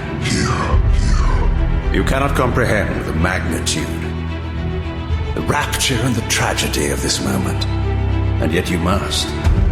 This is the sublime moment of our undoing, the ineffable fulcrum upon which swings the entirety of our history. You must understand, our presence here doesn't alter history. You and I meet here because we are compelled to. We have always met here. We are merely passengers on the wheel of destiny, describing a perfect circle to this point. I've seen the beginning and the end of our story, however, and the tale is crude and ill-conceived. We must rewrite the ending of it. You and I.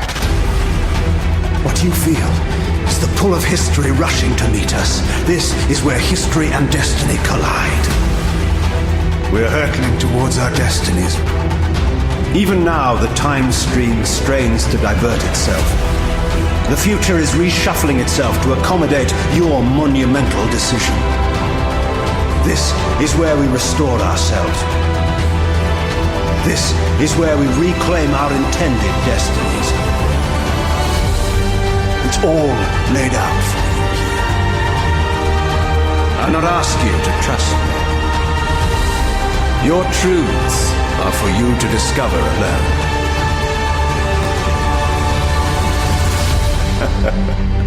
There's a third option. A monumental secret hidden in your very presence here. But it's a secret you have to discover for yourself. It's all laid out for you here.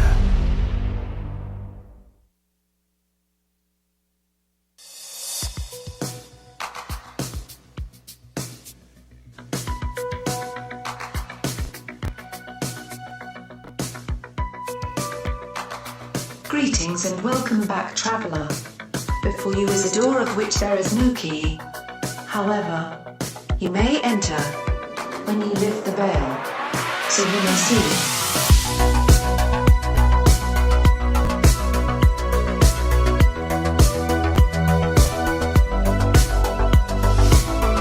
All right, I want to answer one more question. I'm having so much fun with the listeners tonight. Really love the interaction. Coco Lee asked the question, is the Virgin Mary the story of Isis? And that's an interesting question because you look at Mary, the mother of Jesus, and then you look at Mary Magdalene too, which is now coming out that Mary Magdalene was most likely Jesus' wife. As a matter of fact, a researcher, her name was Dr. Karen King, off the top of my head. I believe that's correct. Dr. Karen King, she came across a fragment of Gnostic writing that shows Jesus directly addressing Mary Magdalene as his wife, not as a beloved disciple or companion, but as his wife. Now, the church quickly moved to try to discredit that document, saying that the papyrus that it was written on didn't pan out when the testing came to be, so on and so forth. There's also a very interesting gospel as well called the Gospel of the Essene, where Jesus recognizes the earthly mother and the heavenly Father and the heavenly mother as well. And the entire gospel, the Gospel of the Essene, is talking about the heavenly mother, the earthly mother and the heavenly Father, and how there needs to be a balance between the two. But again, these are all documents that Constantine decided were not going to go in the official canon. This is Constantine who decided it with the Council of Nicaea in AD, 325 CE or AD, which they actually changed to CE, CE meaning common era now. Yeah.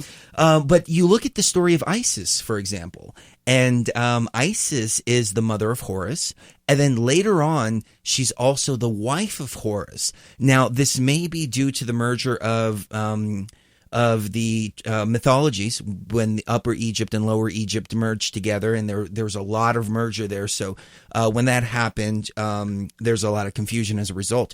But it's kind of coincidental that you have now a character that's supposedly Jesus's wife named Mary, and his mother was also named Mary. So it's very possible that, yes, the Virgin Mary story is based on Isis, and so is the Mary Magdalene story based on Isis as well. And, of course, Jesus based on Horus, and then that goes to astrotheology, December 25th. The sun dies in the Southern Cross, so on and so forth. I'm not going to repeat myself as far as that goes.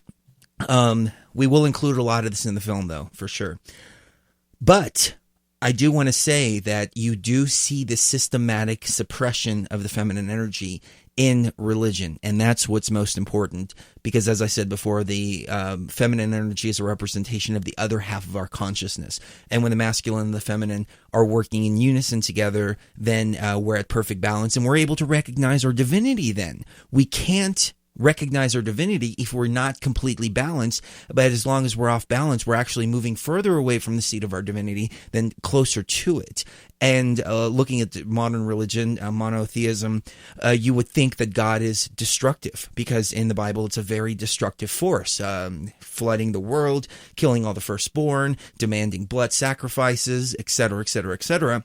So when people say that we're achieving divinity, a lot of people that are in the religious mindset automatically go to that place like, oh, you think you're a God, so you think you can just destroy the whole world, you think you can flood the whole world, you think you can kill all the firstborn, etc., etc. No, nobody can do that. Only God can do that. Only the ego can do that. Only the demiurge can do that. But really, divinity is about achieving the balance and realizing that we're all one and we're all connected. And then when you get to that point of balance, then you don't want to flood the entire world. You don't want to kill all the firstborn. You don't want to just take all the resources. Instead, you want to take care of your neighbor. You want to take care of yourself. You want to take care of your fellow human being. You want to take care of your planet Earth. You want to live in harmony as opposed to live as a parasite, which the human race has been doing. So it's such a big topic, the disconnection between the feminine and the masculine, and keeping us completely off balance. We'll save that for another show, though, because I do want to bring our guest on. So, Cherie, take it away. Yes, absolutely. Alan Lowenschluss, also known as Allowah, has devoted his adult life to the study of philosophy and religion and has studied the Bible in Hebrew in Jerusalem. He began a PhD in Hebrew and Judaic studies at New York University, comparing the Kabbalah and yoga philosophy prior to becoming a full-time yoga professional. In 2016, he self-published his first book, Who Am I? Yoga, Psychedelics, and the Quest for Enlightenment, which is available in softcover and on Kindle through Amazon. Let me jump in for just a moment because I got to touch upon Kabbalah here since we're on Divine Feminine. In the Kabbalah, there's actually Yahweh's in the Kabbalah, and Yahweh is the deity that is the God of the Bible, Jehovah, Yahweh.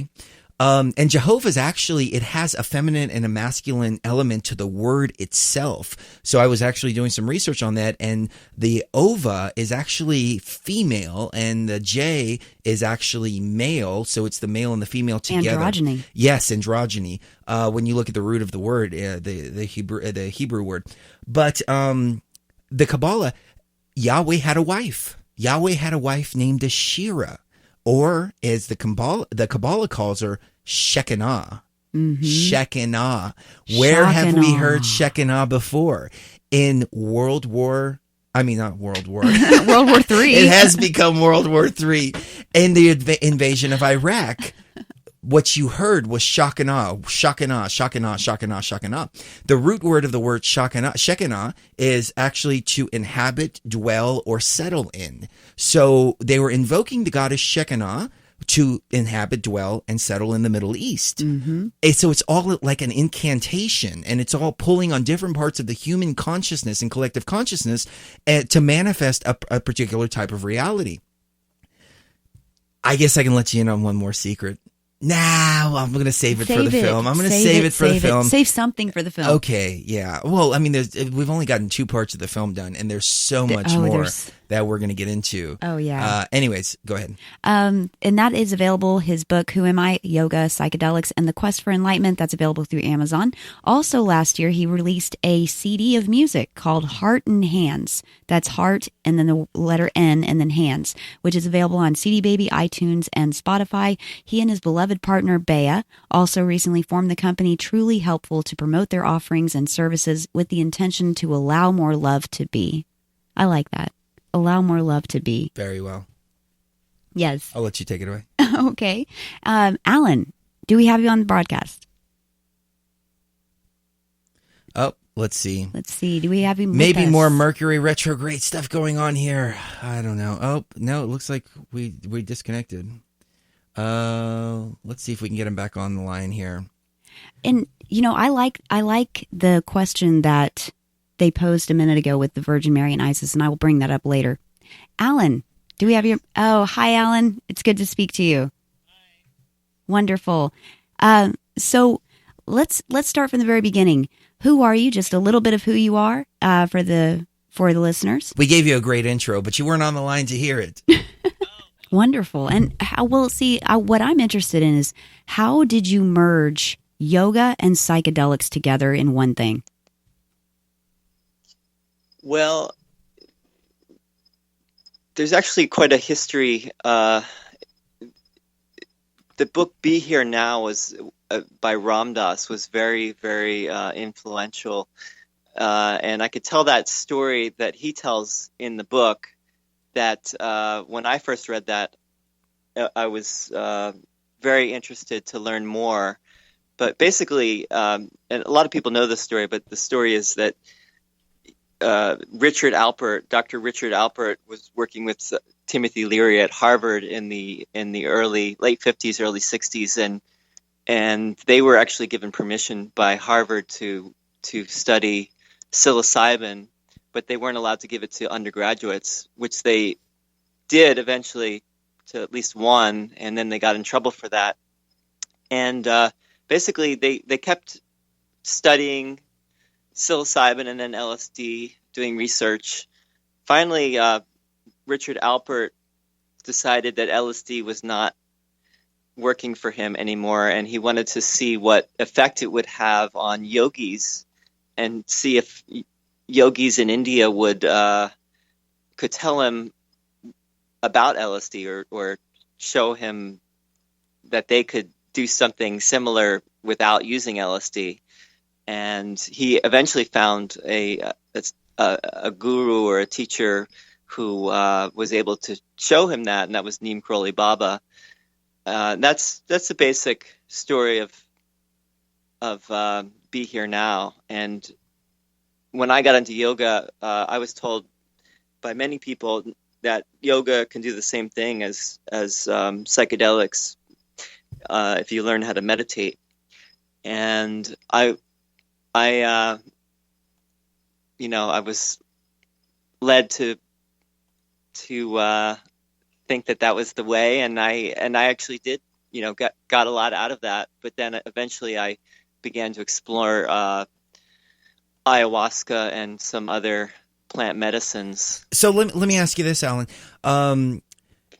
Is it really true that you can achieve these states through meditation? Because I'm not enlightened enough, I guess, to achieve these states, but I do take very heavy doses of ayahuasca. So when I drink ayahuasca, I'm blasted off into hyperspace. I have no body anymore. I barely try to hold on to any sense of self. And if I'm able to, then I'm able to navigate the experiences and start to pull out different information from intelligences that I come across. And I feel as if they're very out-of-body experiences, actually going to another dimension, as opposed to something that's esoteric or internal. But I've never been able to achieve these states through meditation. In your experience, is that possible, or is that a misnomer? Right. That is the question. The thing about it, the reason why that question is so hard to answer is because the people that can, or who say that they can achieve those kinds of states without ayahuasca or another plant medicine or have psychedelic. Never done ayahuasca.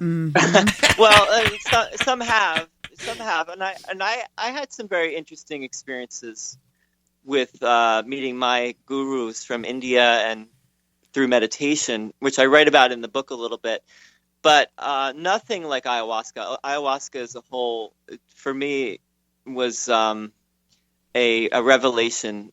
To put it mildly, I had never had experiences like that with meditation. So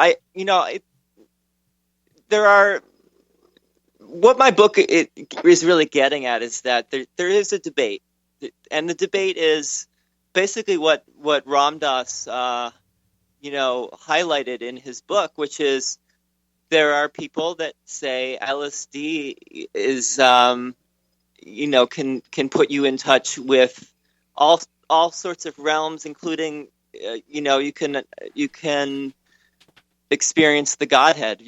You can become one with God and achieve what in yoga is called samadhi, which is basically oneness with everything. And then there are those who say that is not a true experience, so that is not a valid spiritual experience. And it's a very interesting debate. In my opinion, LSD is very interesting because it's a synthetic. So it's kind of hard to gauge whether that's a true experience. However, putting it side by side with psilocybin, they are two pretty similar and pretty profound experiences. So I would say that LSD has its benefits. It has, I would say it's more like an entry level, like because most people, they try LSD first and then you get into the plants later. But when you get into the plants, you can't deny the fact that the plants are here from nature, that they grow naturally all over. They've been here since the beginning of time, and they keep getting more and more and more abundant, as is the case with DMT. There's so many DMT containing plants out there. So nature has put this here for a reason. So if it's something that's completely natural from nature, then it's got to be something that is a real experience. I would even go so far as to say that LSD, being synthetic, could even be a real experience and a natural experience, because we're part of nature, we're humans, and anything that we create therefore is natural too. So we automatically say that something that we've created as humans is unnatural, because what we've done is we've disconnected ourselves from nature as humans. But when we realize we are nature, then all of a sudden everything we create is natural. Right. I guess the one premise that could be argued with in that is, when I got into the study of religion, something I didn't say before, I studied religion as an undergrad. And I'm sorry, I studied philosophy and then I studied religion later. But in philosophy, there's premises and there's you got to define your terms. Like even the word natural, what does that mean? And the premise that you started with, which is that because something is natural, anything that comes from nature must be true or valid. And that could potentially be argued with, that one idea. If you just to give it to play devil's advocate here, if you say, well, if the world is illusory, which is what some yogic philosophies say, then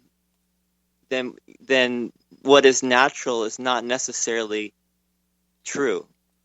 If you understand what I'm getting at, which is that, is that making sense? Or yes, it is. I mean, is it kind of like saying if you say that you understand, what was it that if you say you understand. I know what you're talking about. We have a clip that plays during the break. That plays Ram Dass. If you say you understand. Oh my God, I can't remember the term. If you think you understand what basically enlightenment is, then you don't know enlightenment. But if you admit that you do not understand enlightenment, then you understand enlightenment. That is basically what it is. Is it kind of like that? Hold on. Before you answer that, we're going to clear this up right now.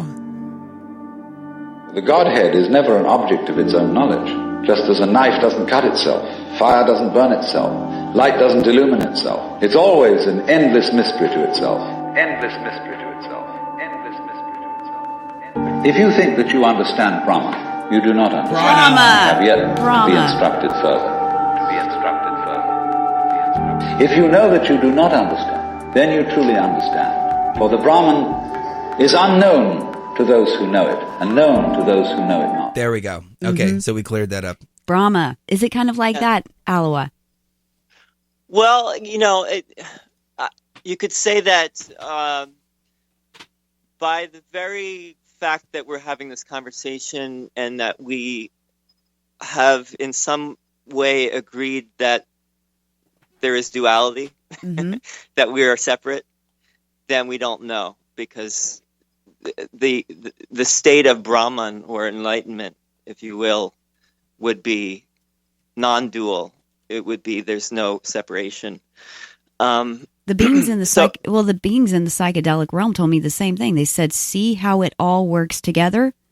Don't leave anything out when you're looking at your life. Don't leave out the bad parts. That's all part of it too, and that's part of the beauty of it. That's your journey. That's how far you've come. If you negate your past just because you don't like to look at it because it's ugly and it's a hard time for me and I don't want to look at that, then you're denying yourself your journey." Right. Absolutely. Yeah. Go ahead. Sorry, I didn't mean to interrupt you. No. I think we've covered that. I don't have more to say on that subject. Well, let me ask you another question then. Yep. Did you ever have any significant spiritual experiences in your younger years that would have inspired this research? Yes. I had an experience. My parents separated when I was 11, and I had a very, very beautiful childhood for the most part. When my parents separated, all hell broke loose in many ways in my life, and it took me on a very let's say convoluted and dark journey into I don't know, you could say it, the journey into the heart of darkness, so the long dark night of the soul when you were at the tender age of 11. Well, it wasn't quite a long dark night of the soul because I had, well, in a way it was, but you understand what I'm getting at. So when I was 19, I one night, without giving a lot of backstory, one night I was laying in bed and I basically had like a Kundalini awakening, is what I think of it now. It's like my heart opened and I felt just a peace and an unconditional love fill me, and the next morning I woke up and it was still there, and for the next 3 months it was there, and I was essentially all of the neurotic stuff that I had been dealing with for the past however many years, maybe 8 years prior, was no longer there, and I was just living in bliss for the next 3 months. And I was essentially just feeling complete love, unconditional love for myself and for everyone else. And it was the most natural, to use that word. It felt like the most natural thing in the world. It was like, well, wow, this is actually who I really am, and all the other stuff that I was clinging to or identified with was not real. But what happened at the end of that 3 months? Well, I think this was like a spiritual experience that I was having, and like most spiritual experiences, they usually cannot be maintained. They will go at some point if you go back somehow into the ego. Absolutely. And so that's what happened with me. And I could tell the story, but if you want to hear the story. Well, if it's personal, I completely understand, because I've had those experiences too, where I'm on top of the world for a few months and then something happens and I crash. And as high as I was on the spirituality scale, that's as far down I went whenever I hit rock bottom. If you don't want to talk about it, that's totally fine. I can get to the next question, actually. No, it's not too personal, but yeah, okay. let's go on. Okay. All right. And how did you get interested in yoga? Because I know, speaking from somebody that grew up in Texas, yoga was not available to me. Yoga was like Satanism. It didn't exist. There was no yoga. And then all of a sudden, around the turn of the 21st century, we've got Christian yoga for some reason. We've got all these different branches of yoga, and suddenly it's okay. But who's the guy? Pat Robertson? Pat Robertson. Yeah, he says that yoga opens you up to demon possession. Yeah, demonic possession and stuff like that. Well, how did you get interested in it? Well, hold on, because we're hitting the break right now. We are. So we will get the answer. Oh, we're actually at the break. Oops. Calm. Tackling the subjects mainstream media does not touch. Behind the curtain conspiracies of the elites, controversial science and research, and delving into the paranormal. Enemy Within is a truly interactive show. Join us in the chat room on True Frequency Radio and add to the conversation on air.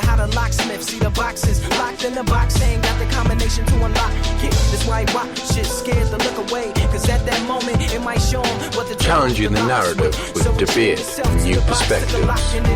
It's time to lift the lid on what's hidden in plain sight. And pencils, the same ones that took away his voice and just left his instrumental like that.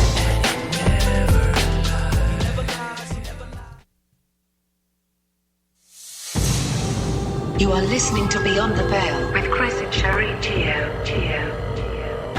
on iHeartRadio. T-minus 60 seconds and counting.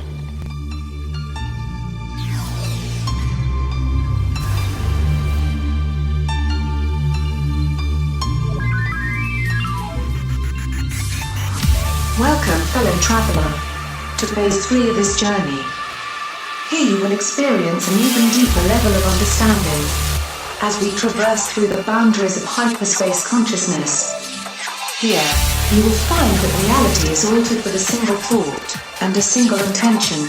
Set your intention now and prepare to travel deeper.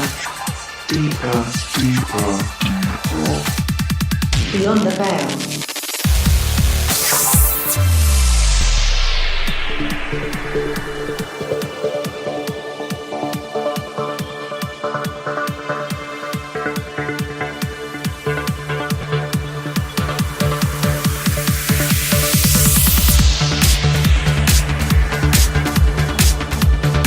All right, hour number 3 right here on Beyond the Veil.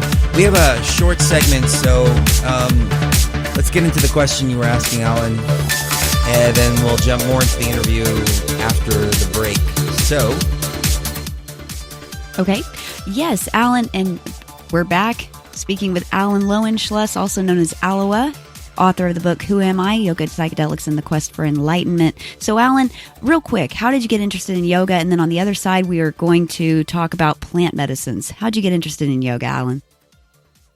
Well, just to continue with that thread of that experience I had when I was 19, that led me into a search for, I became a seeker, like the proverbial seeker, because I was looking for how to get back to that experience that I had of being in love, essentially. In the oneness, yeah. Right, exactly. And that led me ultimately to yoga. When I found yoga, or when it found me, I realized that this was what I had been looking for, and it really was the thing that I knew I was going to be doing for the rest of my life. Somehow at that moment, it was definitely like I would call it like a homecoming type of experience. I was studying religion at the University of Pennsylvania. I was in the religious studies department, and a colleague there who was studying all about India and yoga, she took me to see a bunch of different women saints from India, and that really jump-started the whole, my whole interest in yoga. Oh, that's interesting. So you tapped into basically a divine feminine presence in order to progress to that next level. Right. Wow. And what led it to? Is that what led you to make it your profession? Yes. That it was such a powerful experience. When I say interest in yoga, it was really more like a love affair. I would, or a romance, so to speak, with yoga. I was just living it 24/7 essentially at that time.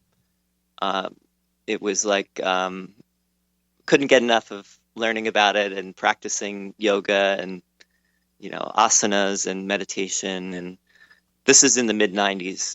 This is actually before yoga really went mainstream. Wow. As you were mentioning. Yeah, exactly. Back in the day when only people from like California maybe did yoga classes, with their yoga pants, and it was like a very liberal, new agey thing back then. Yeah, those pesky people in California. I didn't say they were pesky. I'm putting it in the voice with of their yoga pants and loud music. With their yoga pants and marijuana cigarettes. Sorry. We'll be right back, Alan.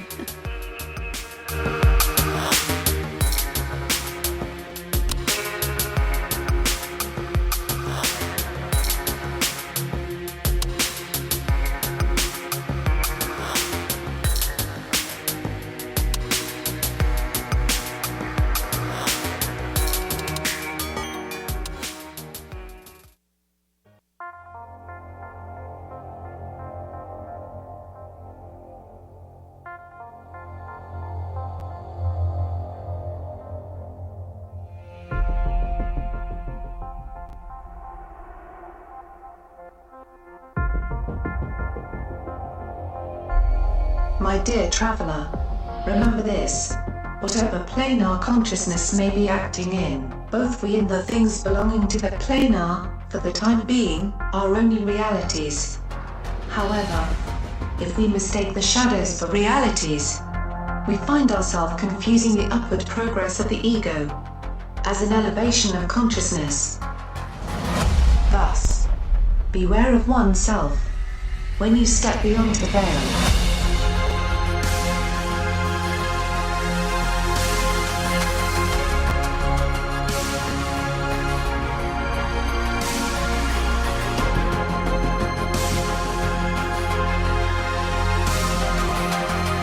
Seems like Drone Free Zone in the chat room is really big on yoga.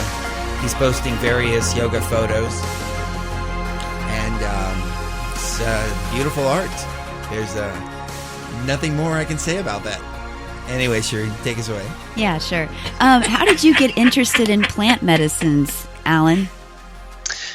Well, when I first got into yoga, not long after I read Ram Dass's book, Be Here Now, and I felt a very strong connection to Ram Dass. Right before I got into yoga, I got very interested in psychedelics and really was studying the whole 60s era and the counterculture, and I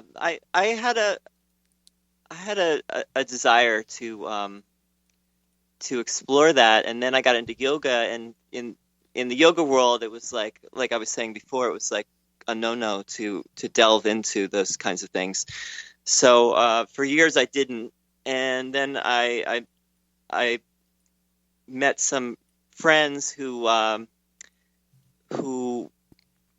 basically gave me valid reasons, I thought, for trying it, which I ended up doing. And that they weren't the only reason why I did it, but I was very curious and wanted to see what effect it would have on me.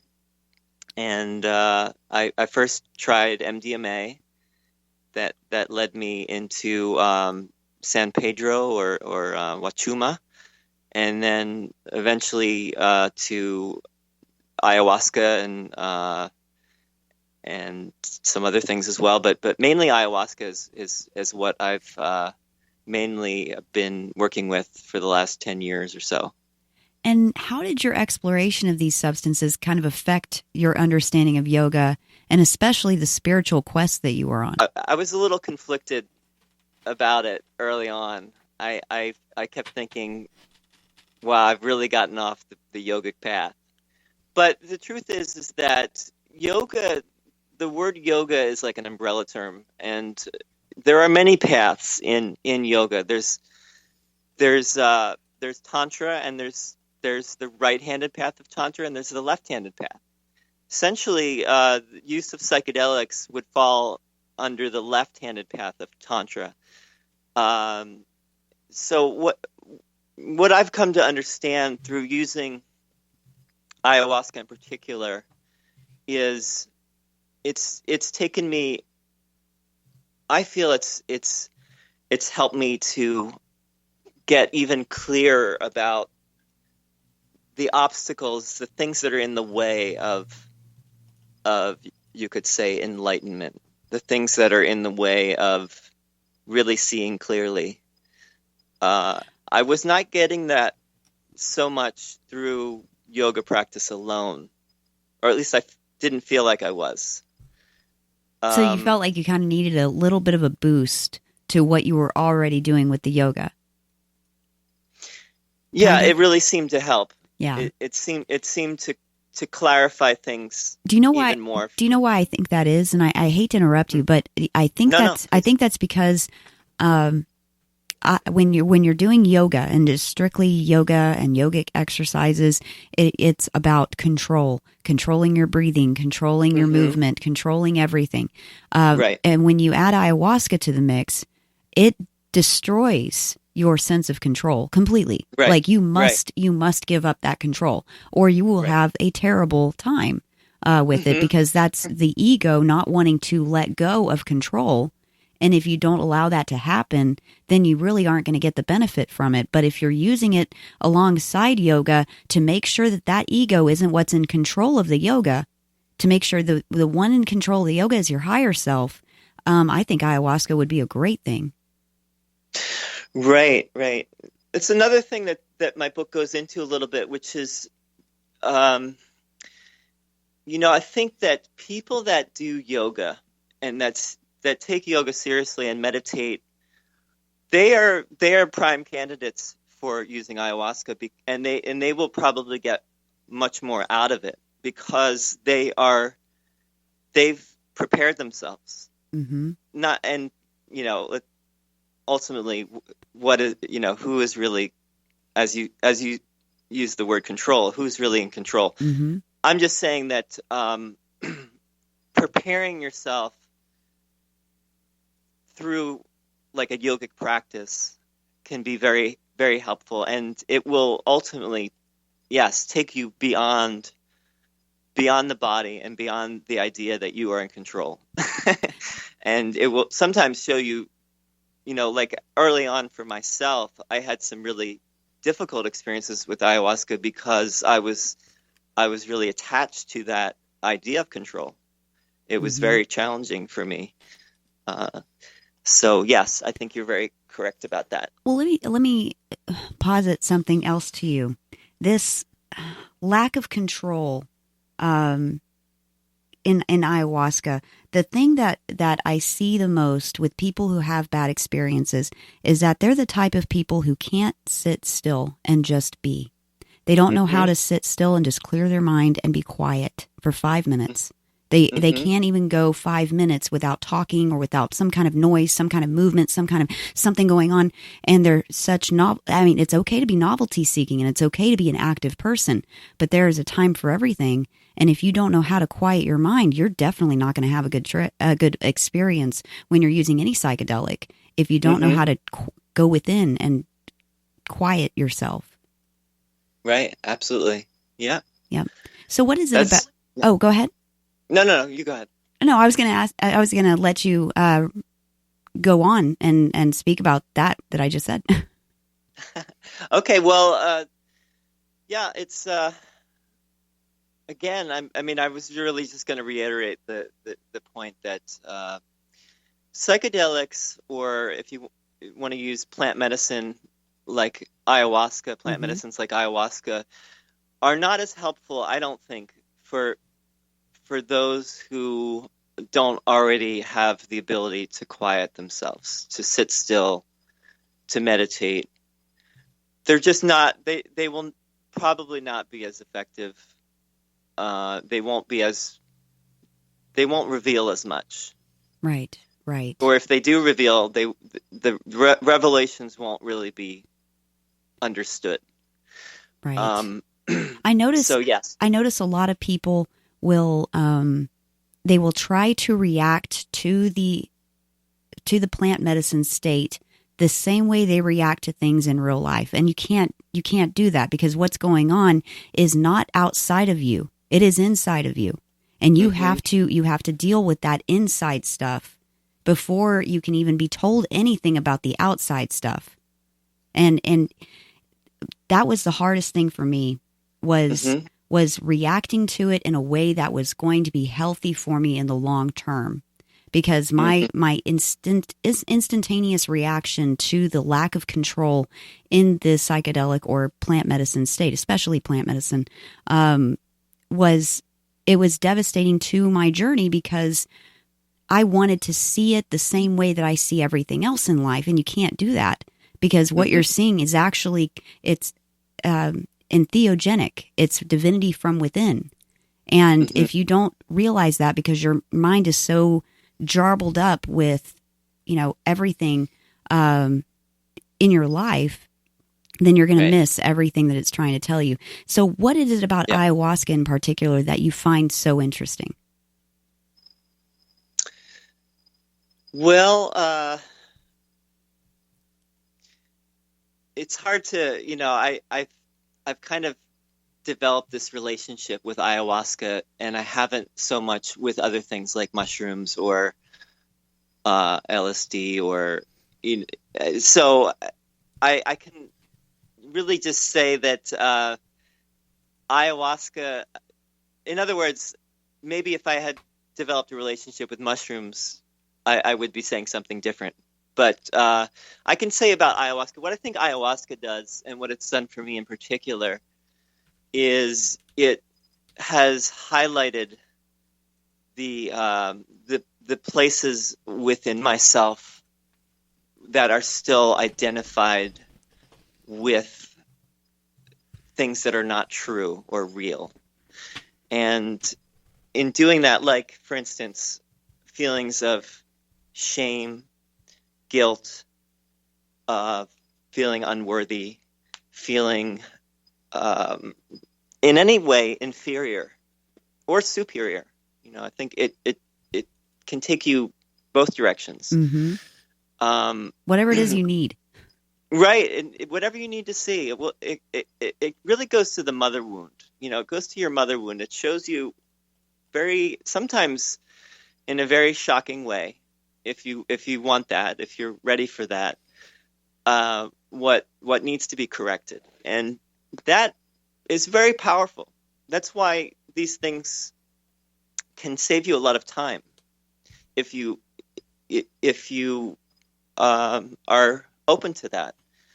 You can save a lot of time on your path by becoming aware of things that most of us are in denial about most of the time, our blind spots. And that's essentially what it's done for me, is that it's shown me things that were very difficult to see otherwise. Absolutely. And it knows how to show you things in the way that you need to see them in order to get the best possible benefit from it. That's why I prefer plant medicines over the synthetic LSD and things like that, because when you've got LSD, it's basically a blank slate. It's like a cassette that hasn't been recorded on. You can, or a CD that hasn't been recorded on. You can put whatever you want into it and take whatever you want out of it, but whatever you want may not be what you need. So you look at things like ayahuasca and other plant medicines, and they do the opposite. They give you what you need regardless of what you want. And they don't care what you want. What you need, by imbibing this, you are telling the universe, hey, I want to be given what I need, not what I want. And I'm serious about this, and please help me. And that's what it does. I can actually feel it going through my body and cleaning me out and grabbing all the pain and hurt and guilt and frustration and all of that and pulling it up to the surface and then showing it to me in some kind of analogous object that shows me what's wrong. And it's a really weird way that it does this, but it does it in such a way that instantaneously you know exactly what it's talking about. It's not like human language where our thoughts and actions and words are all jumbled up together. You can say something to somebody and they can hear the exact opposite, because especially in the English language, our language is not built to be very descriptive. It is built to be taken in multiple ways. And because of that, we are so confused about each other's intentions that we end up fighting with each other or hating each other over misunderstandings or things that we thought they were doing, what they weren't really doing. If we all used ayahuasca, we would see that misconception turn itself inside out into the truth. And then you go, oh, I see now. Okay, I see what that's doing. I see what that's doing whenever I'm acting like this. Then this happens. Okay, I'm starting to get it now. And then after several sessions, you get into this groove of, wait a second, everything that I always thought that I was doing right, I'm actually doing wrong in my life. This is why I go down these slopes into depression or anxiety, or I have these problems that I can't seem to get rid of, because everything that I thought I was doing to protect myself was actually hurting me in the long run. Yeah, absolutely. Yeah, it definitely again it can save you a lot of time, because it can show you the patterns of your consciousness and how much that is deeply embedded, unless you are willing to look at it. I think just looking at it, being aware of it, is maybe the most important step, is just becoming aware of how such patterns, negative thought patterns, you could call them, are not serving you. Becoming aware of them is the first step, and then taking some proactive steps to not continue to identify with those thought patterns and act upon them is the next things to do. And eventually, you're in a much different space than when you started, your journey. Yeah. Oh, absolutely. And I don't know if you've ever heard of Edie Frexka, but he's done some fascinating research on ayahuasca and DMT in particular. He's been using DMT to bring people back, like not from the dead, but when people have traumatic brain injury and they have anoxia to the brain, if you give them a shot of DMT IV, then it can save the brain from losing brain cells for a full 7 minutes without any, any extra oxygen going to the brain except, what they're putting down your throat. And this is supposed to be designed to extend the life of the brain until they can get you to a hospital and really work on you. And he's had fantastic results in vitro and also in animal studies with this. And he talks about what's called an ego trip. And I don't know if you've ever had an ego trip, but if you have, can you explain what yours kind of did to you and how people can, especially people that do things like yoga and they're all about control, would it be more likely for them to have things like an ego trip where they're showing you a bunch of pretty things and all it is really just feeding into your already assumed biases and all your already assumed things about your life, and it's just kind of not giving you what you need because you demand what you want? Yeah, well, I feel like I had an ego trip around yoga. I think that for me, I'll just speak for myself, but I observe it in the spiritual world in general, and it's not just me that's noted this. There is the term spiritual materialism, which is having an ego trip about being spiritual.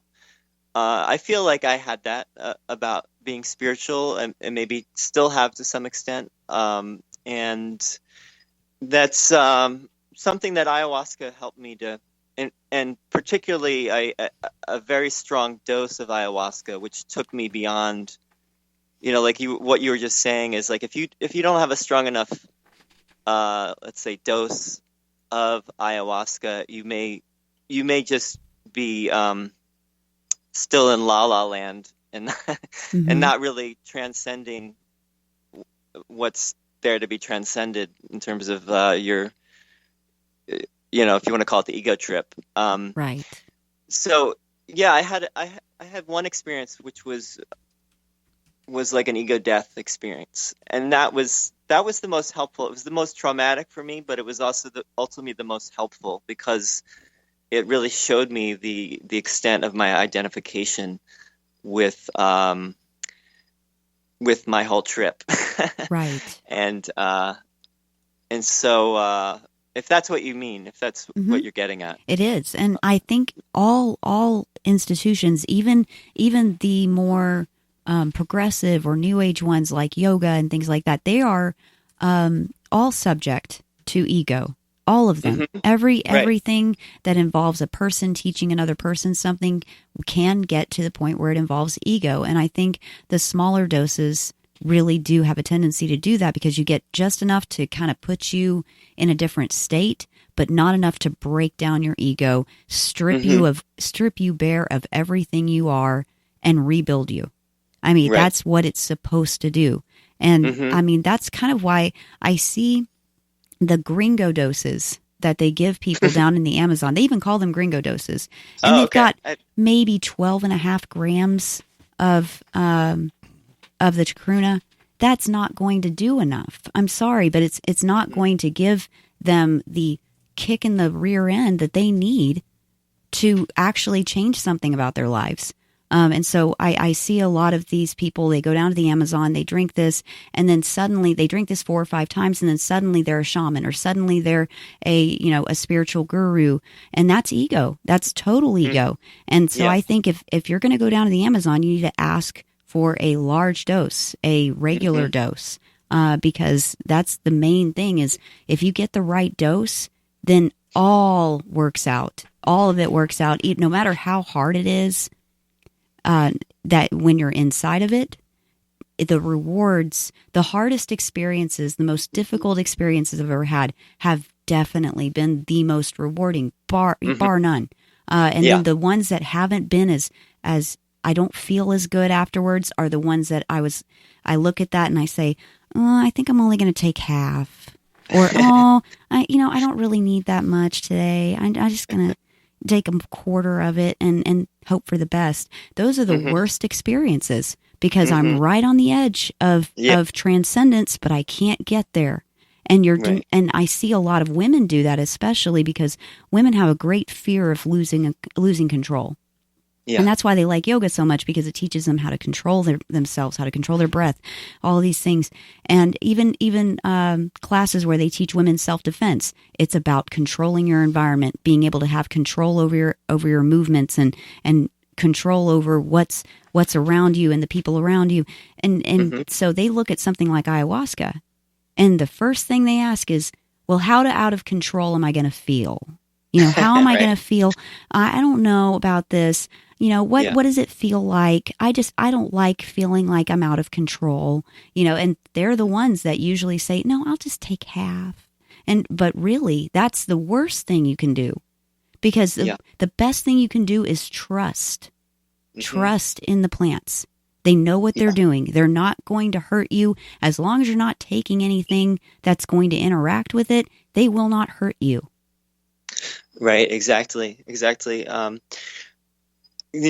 you know that the goal is to get beyond all fear, then you will do what needs to be done to get beyond all fear. But if you don't have that idea, and that the plants are there to help you do that, and that's what the ancient yogic texts talk about. We were talking about Brahman, which is the name for the absolute, for the ultimate reality, the one reality beyond all illusion. The way to Brahman, or the way to that one reality, is through all fear, and so that is a reason why people, most of the world does not care to partake of ayahuasca to begin with. Well said, Alan. Hold right there. We're hitting the break. We will wrap it up with Alan right on the other side.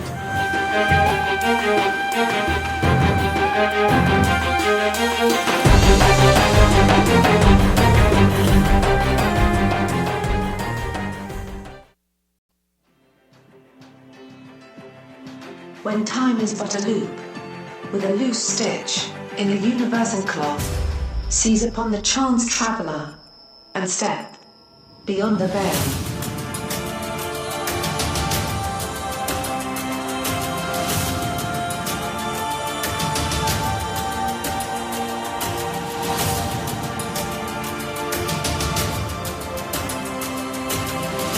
All right, I want to wrap it up in the next few minutes with Alan, because, we were going through this list in the first hour, and we got totally derailed. Yes, we did. By our own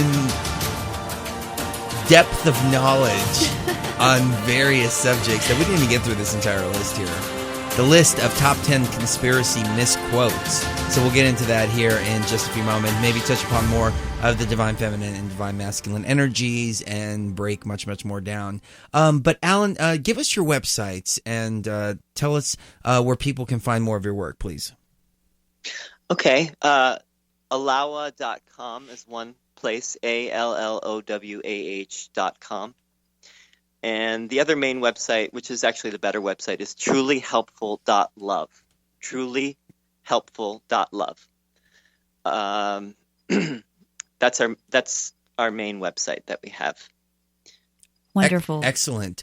So when people go to the websites, what are some of the latest works that they can find? Well, I did a CD of music inspired by A Course in Miracles, which if we had more time, I would say more about that. But I think that ayahuasca led me to A Course in Miracles. So I tell a little story about it in my book. And the music is inspired by ayahuasca in many ways, and also all about, of course, taking passages from A Course in Miracles, which is all about returning home to the non-dual state, awakening from the dream. And so that's one thing. The other thing is that we will be doing a retreat on the Big Island June 13th to July 4th. That's actually a yoga teacher training that we're offering, a 200-hour yoga teacher training that is clearly, not your normal yoga teacher training because of my background, which we've been talking about. But it is, we do go through the main elements of becoming a yoga teacher as well. Excellent. Yeah. Well, Alan, thank you so much for your time this evening. Yes, thank you both so much. Absolutely. Take care.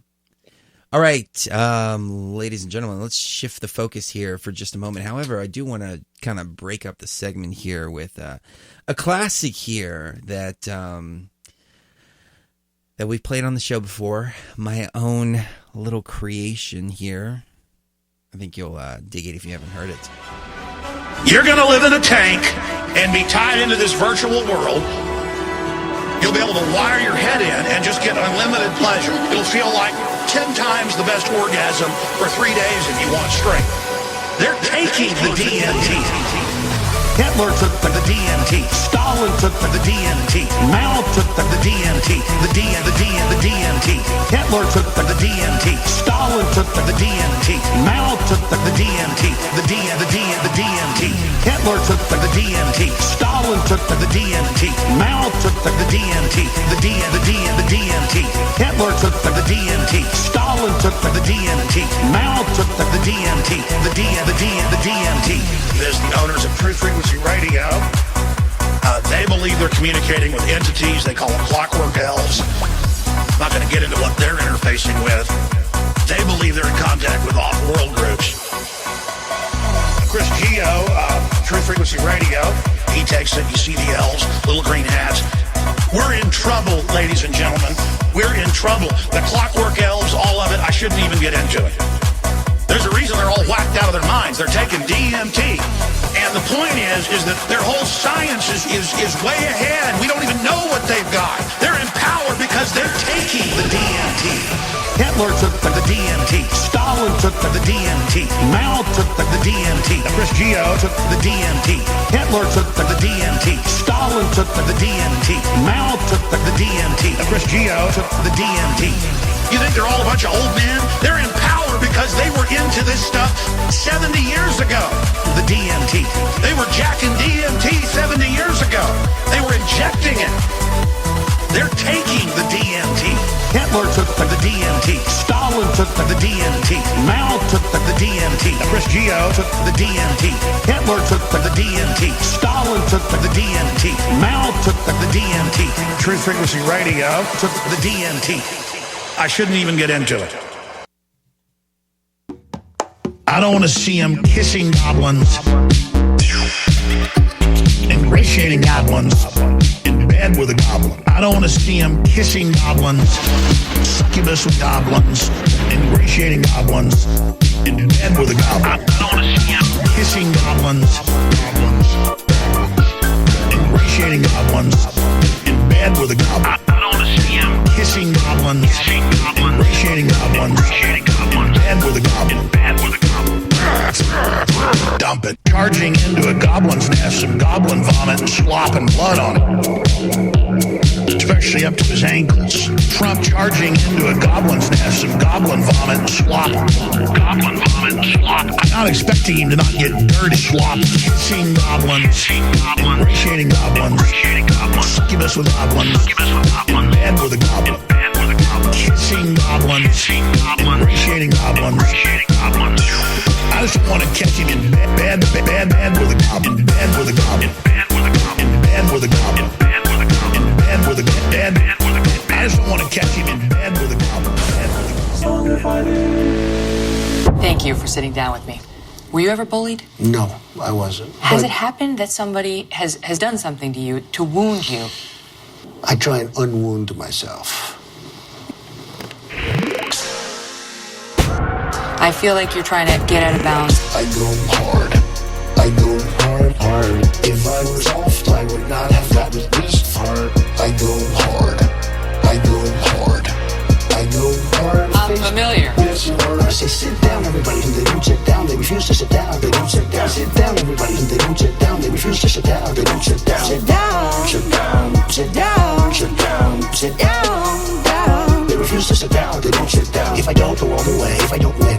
mistake, a complete waste of energy. And money, and money, and money, and money, and money, money, money. I don't look back and say I wish I didn't do this or that. I'm not stupid, it's a fact. I never had a drink. The thing that gets me in trouble is the retweet. More killer than a tweet. I retweet, I respond to what they did to me. I'm not fight back, it's not a one-way street. I go hard. I go hard, hard. If I was soft, I would not have gotten this far. I go hard. I go hard. I go hard. I'm familiar. Yes, you are hard. Mr. Trump, some have suggested that you refused to release your tax returns because of your extreme privacy concerning your hobbies. Yes. So, can you confirm or deny this list of personal pastimes? Yeah, I guess so. Fingerboarding, I go hard. Minecraft, I go hard. podiatry, I go hard. hacky sack, I go hard. balloon animal, I go hard. breeding cats, I go hard. CrossFit, Waste of time. coloring, I go hard. doing Zumba, I go hard. water polo, I go hard. playing tuba, spray I tan, go hard. driving Uber, hard. putting together a bed frame from IKEA, Waste of time. while you're sequencing the entire human genome. Waste of time. Cytosine, Waste of time. guanine, Waste of time. adenine, Waste of time. thymine, Waste of time. all the means. Waste of time. Wow, she's got a really good voice. Yes, she does. So, yeah, a couple of little fun clips there for you guys. The first one, a work by me, Alex Jones DMT remix. Second one is a work by a guy called Place Bong. I think that's what it is. Place Bong? Boing. Place Boing. Boing. Place Boing. That's it. Mm-hmm. Alex Jones Goblin remix. And the video is That even was funnier. great. They have a little goblin that runs across the screen. And he's like smashing. He's trying to smash him, and he keeps missing. I don't want to see It's hilarious. just some goblins.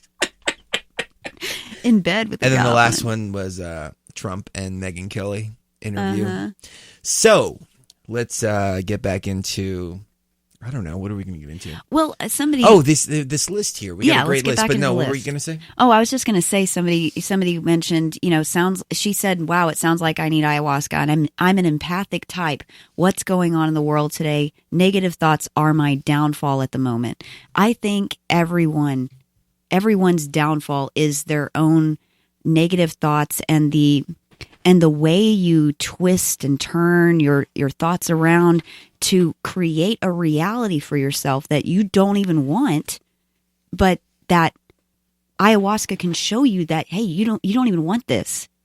You created this, but you created this because of misconceptions about what you thought you wanted. Here's what you really want. And then you follow your dharma, and it's an amazing journey as long as you can stop the negative thinking. I still haven't stopped the negative thinking. I still have trouble with that to this day. And I've been walking this path for a long time, but not as long as others, of course, even Chris. But, I've noticed that inside of myself as well. Anyway, let's move on with the article, because that is really funny. Those videos were very funny, but I think people want to know about the conspiracies. That's one thing I got to agree with Drone is that Megyn Kelly is pretty hot. Yeah, she is. She's a reptoid demon from hell, though. So, she's as hot as a... She's a succubus with demon. goblins. Yeah, she's a succubus. But, yeah, Megyn Kelly, I go hard. Yep. Chris Gio, ladies and gentlemen. Ah, man, Classy. I'm having too much fun tonight. That's funny. I really like Drone though. From judging from the pictures that Drone has posted this evening, I think I can genuinely say that I trust him 100%. And the reason is that he likes big butts, and therefore I know that he cannot lie. Grab life by the... Never mind. Okay, so we were back on these conspiracies. So the Albert Pike quote, couple of things give it away. The Third World War must be fomented by taking advantage of the differences caused by the agentur of the Illuminati between the political Zionists and the leaders of the Islamic world. The war must be conducted in such a way that Islam and political Zionism mutually destroy each other. Problem is that the quote was in the late 1800s and Islam wasn't called Islam at the time. So that was the number one thing. Second thing is that this quote was fabricated by a guy named Leo Taxil, who was actually writing under the name of Dr. Patali in The Devil in the 19th Century. And then another person actually injected the Third World War element of it afterwards. Another hoaxer by the name of Carr. William Guy Carr is the author's name of this conspiracy book that has this quote in it. So you've got a fabricated quote by one researcher, and then you've got a refabrication. There you go, of the quote in another one. Woodrow Wilson quote: "I am a most unhappy man. I have unwittingly ruined my country.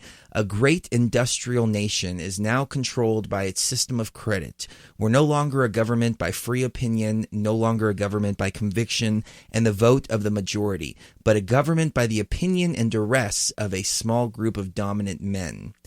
This quote is particularly bogus, or partly bogus, and partly kind of amalgamation of two different quotes from Wilson's book. The two quotes, "I am a most unhappy man," is completely made up.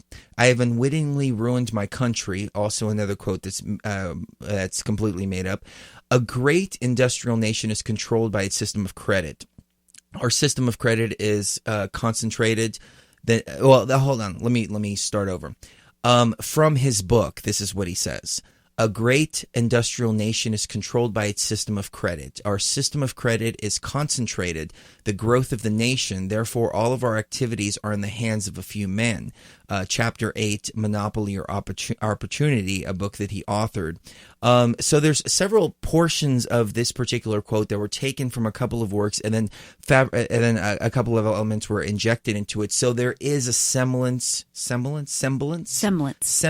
of truth in this. Cherie is my dictionary here, and my grammar checker. She's my Grammarly. I'm your Grammarly. It's better than a grammar Nazi, though. When she gets sick, my Grammarly breaks down. So is my dishwasher. Yeah, pretty much. And the washing machine and the dryer. All right, moving on. Hitler, safe streets, and gun registration. This year will go down in history. For the first time, a civilized nation has full gun registration. Our streets will be safer, our police more efficient, and the world will follow our lead into the future. Adolf Hitler, 1935, on the Weapons Act of Nazi Germany.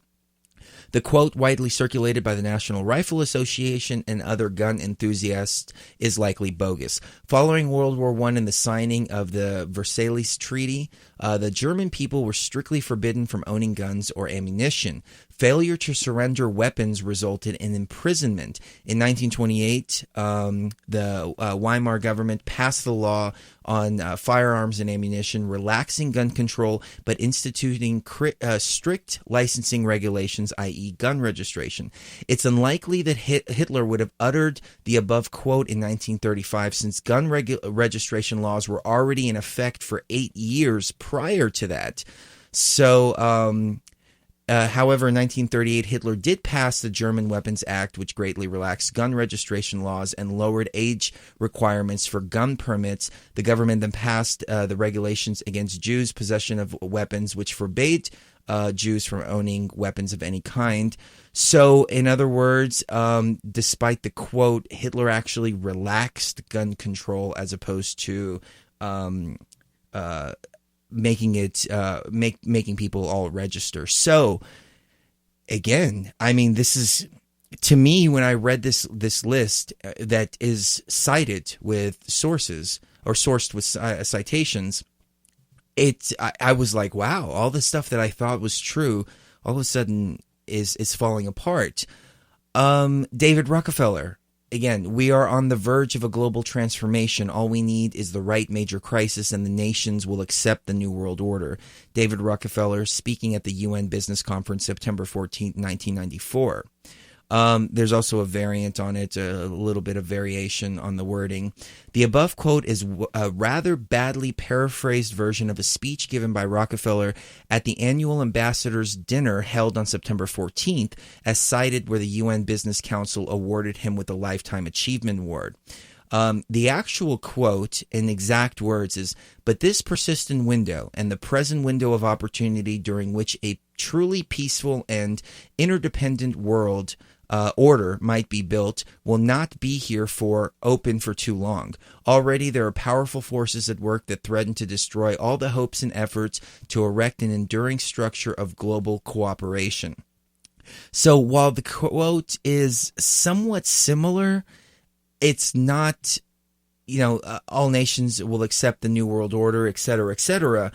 It kind of starts to paint a little bit different picture. Now, again, I'm not saying that David Rockefeller was anything less than nefarious, but I mean, the truth is the truth. And that's, as truth seekers, as a truth seeker myself, I follow the truth. As truth seekers out there, I urge everybody to follow the truth, because once we weed through the disinfo, then we can really start to see the true agenda. It's the old looky-loo. It's hey, look over here, or it's the distraction. It's the smoke and mirrors. It's the, hey, pay attention to here so you don't actually see the real plot and agenda going on.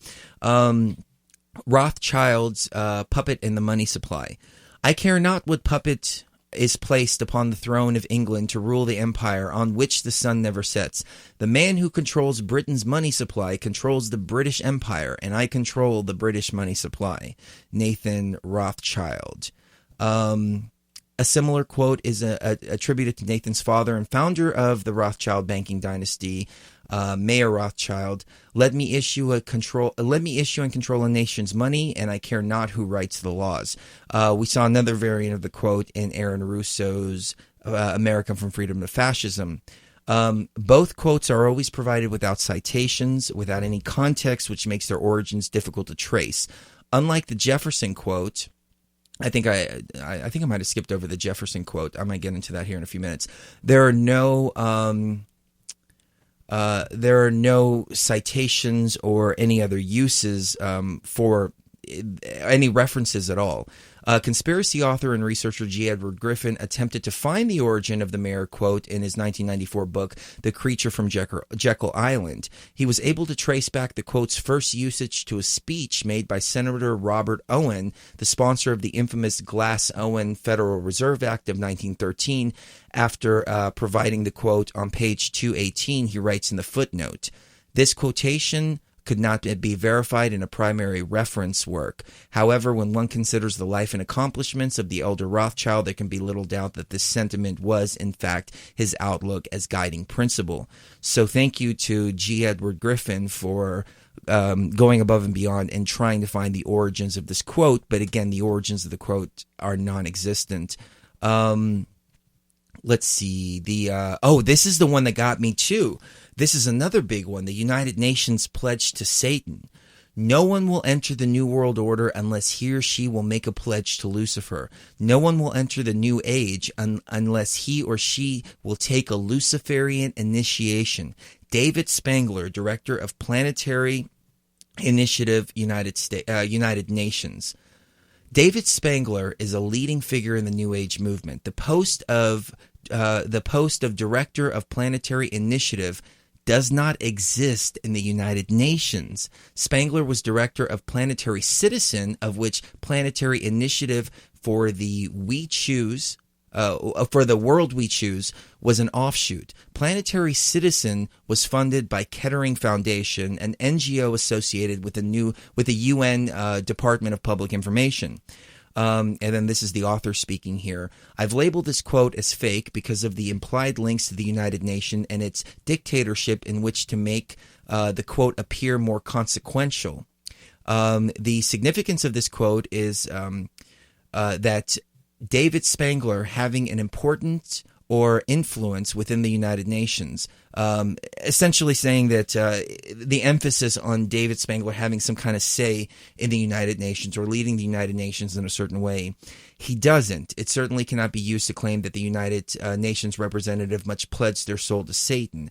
The quote appears to be a distortion of a passage from his book, Reflections on the Christ Lecture Series. And this is a quote from the book here. Lucifer comes to give us the final gift of wholeness. If we accept it, then he is free and we are free. That is the Luciferian initiation. It's one that many people now and the days ahead will be facing for an initiation into the new age. I actually read a little bit more about this particular quote and the origins of this, because this was another one that made me really look beyond the veil of a lot of these conspiracies. So essentially, this organization, Planetary Citizen, as it said before, was an NGO. So I mean, they were loosely related to the United Nations, but not directly. And when you go on to actually read it, at least a source that I read before, when David Spangler is talking about Lucifer comes to us as the final gift of wholeness, if we accept it, he is free, etc., etc. That's actually him quoting somebody else, and he was talking from a Christian perspective, or not necessarily Christian, but more of a religious perspective on how Satanism or Luciferianism is actually taking over, rather than or taking over the New Age. Or I don't remember off the top of my head, but it wasn't a quote that he was directly saying. People have taken around and have taken this quote and kind of spun it around. Excuse me. So that was another one that I was like, wow, that didn't actually exist. Okay, that didn't actually happen. Wow.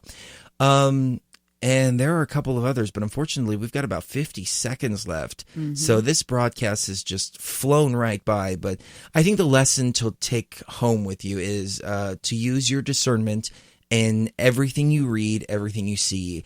Absorb as much information as you can, but use your discernment to weed out the disinformation, because when there is an element that's throwing a bunch of disinformation at you, they can throw something that is 1,000 times more nefarious than what the actual agenda is in order to keep you away from the actual agenda, or it can be 1,000 times more benevolent to keep you away from the actual agenda, one or the other.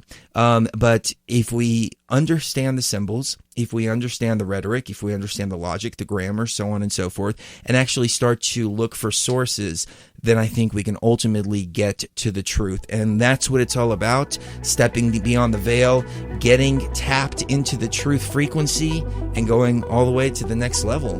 So we love you. Kiss the one you love right now. You never know when the last time is going to be. And keep your thumb to the sky. Don't forget to bring your towel. Stay tuned. Brent Thomas is coming up next with Paranormal Portal. Love you guys.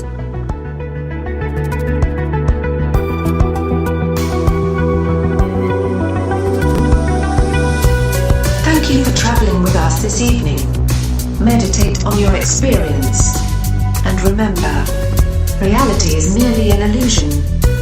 Thus, we wish you pleasant dreams. www.beyondtheveilradio.com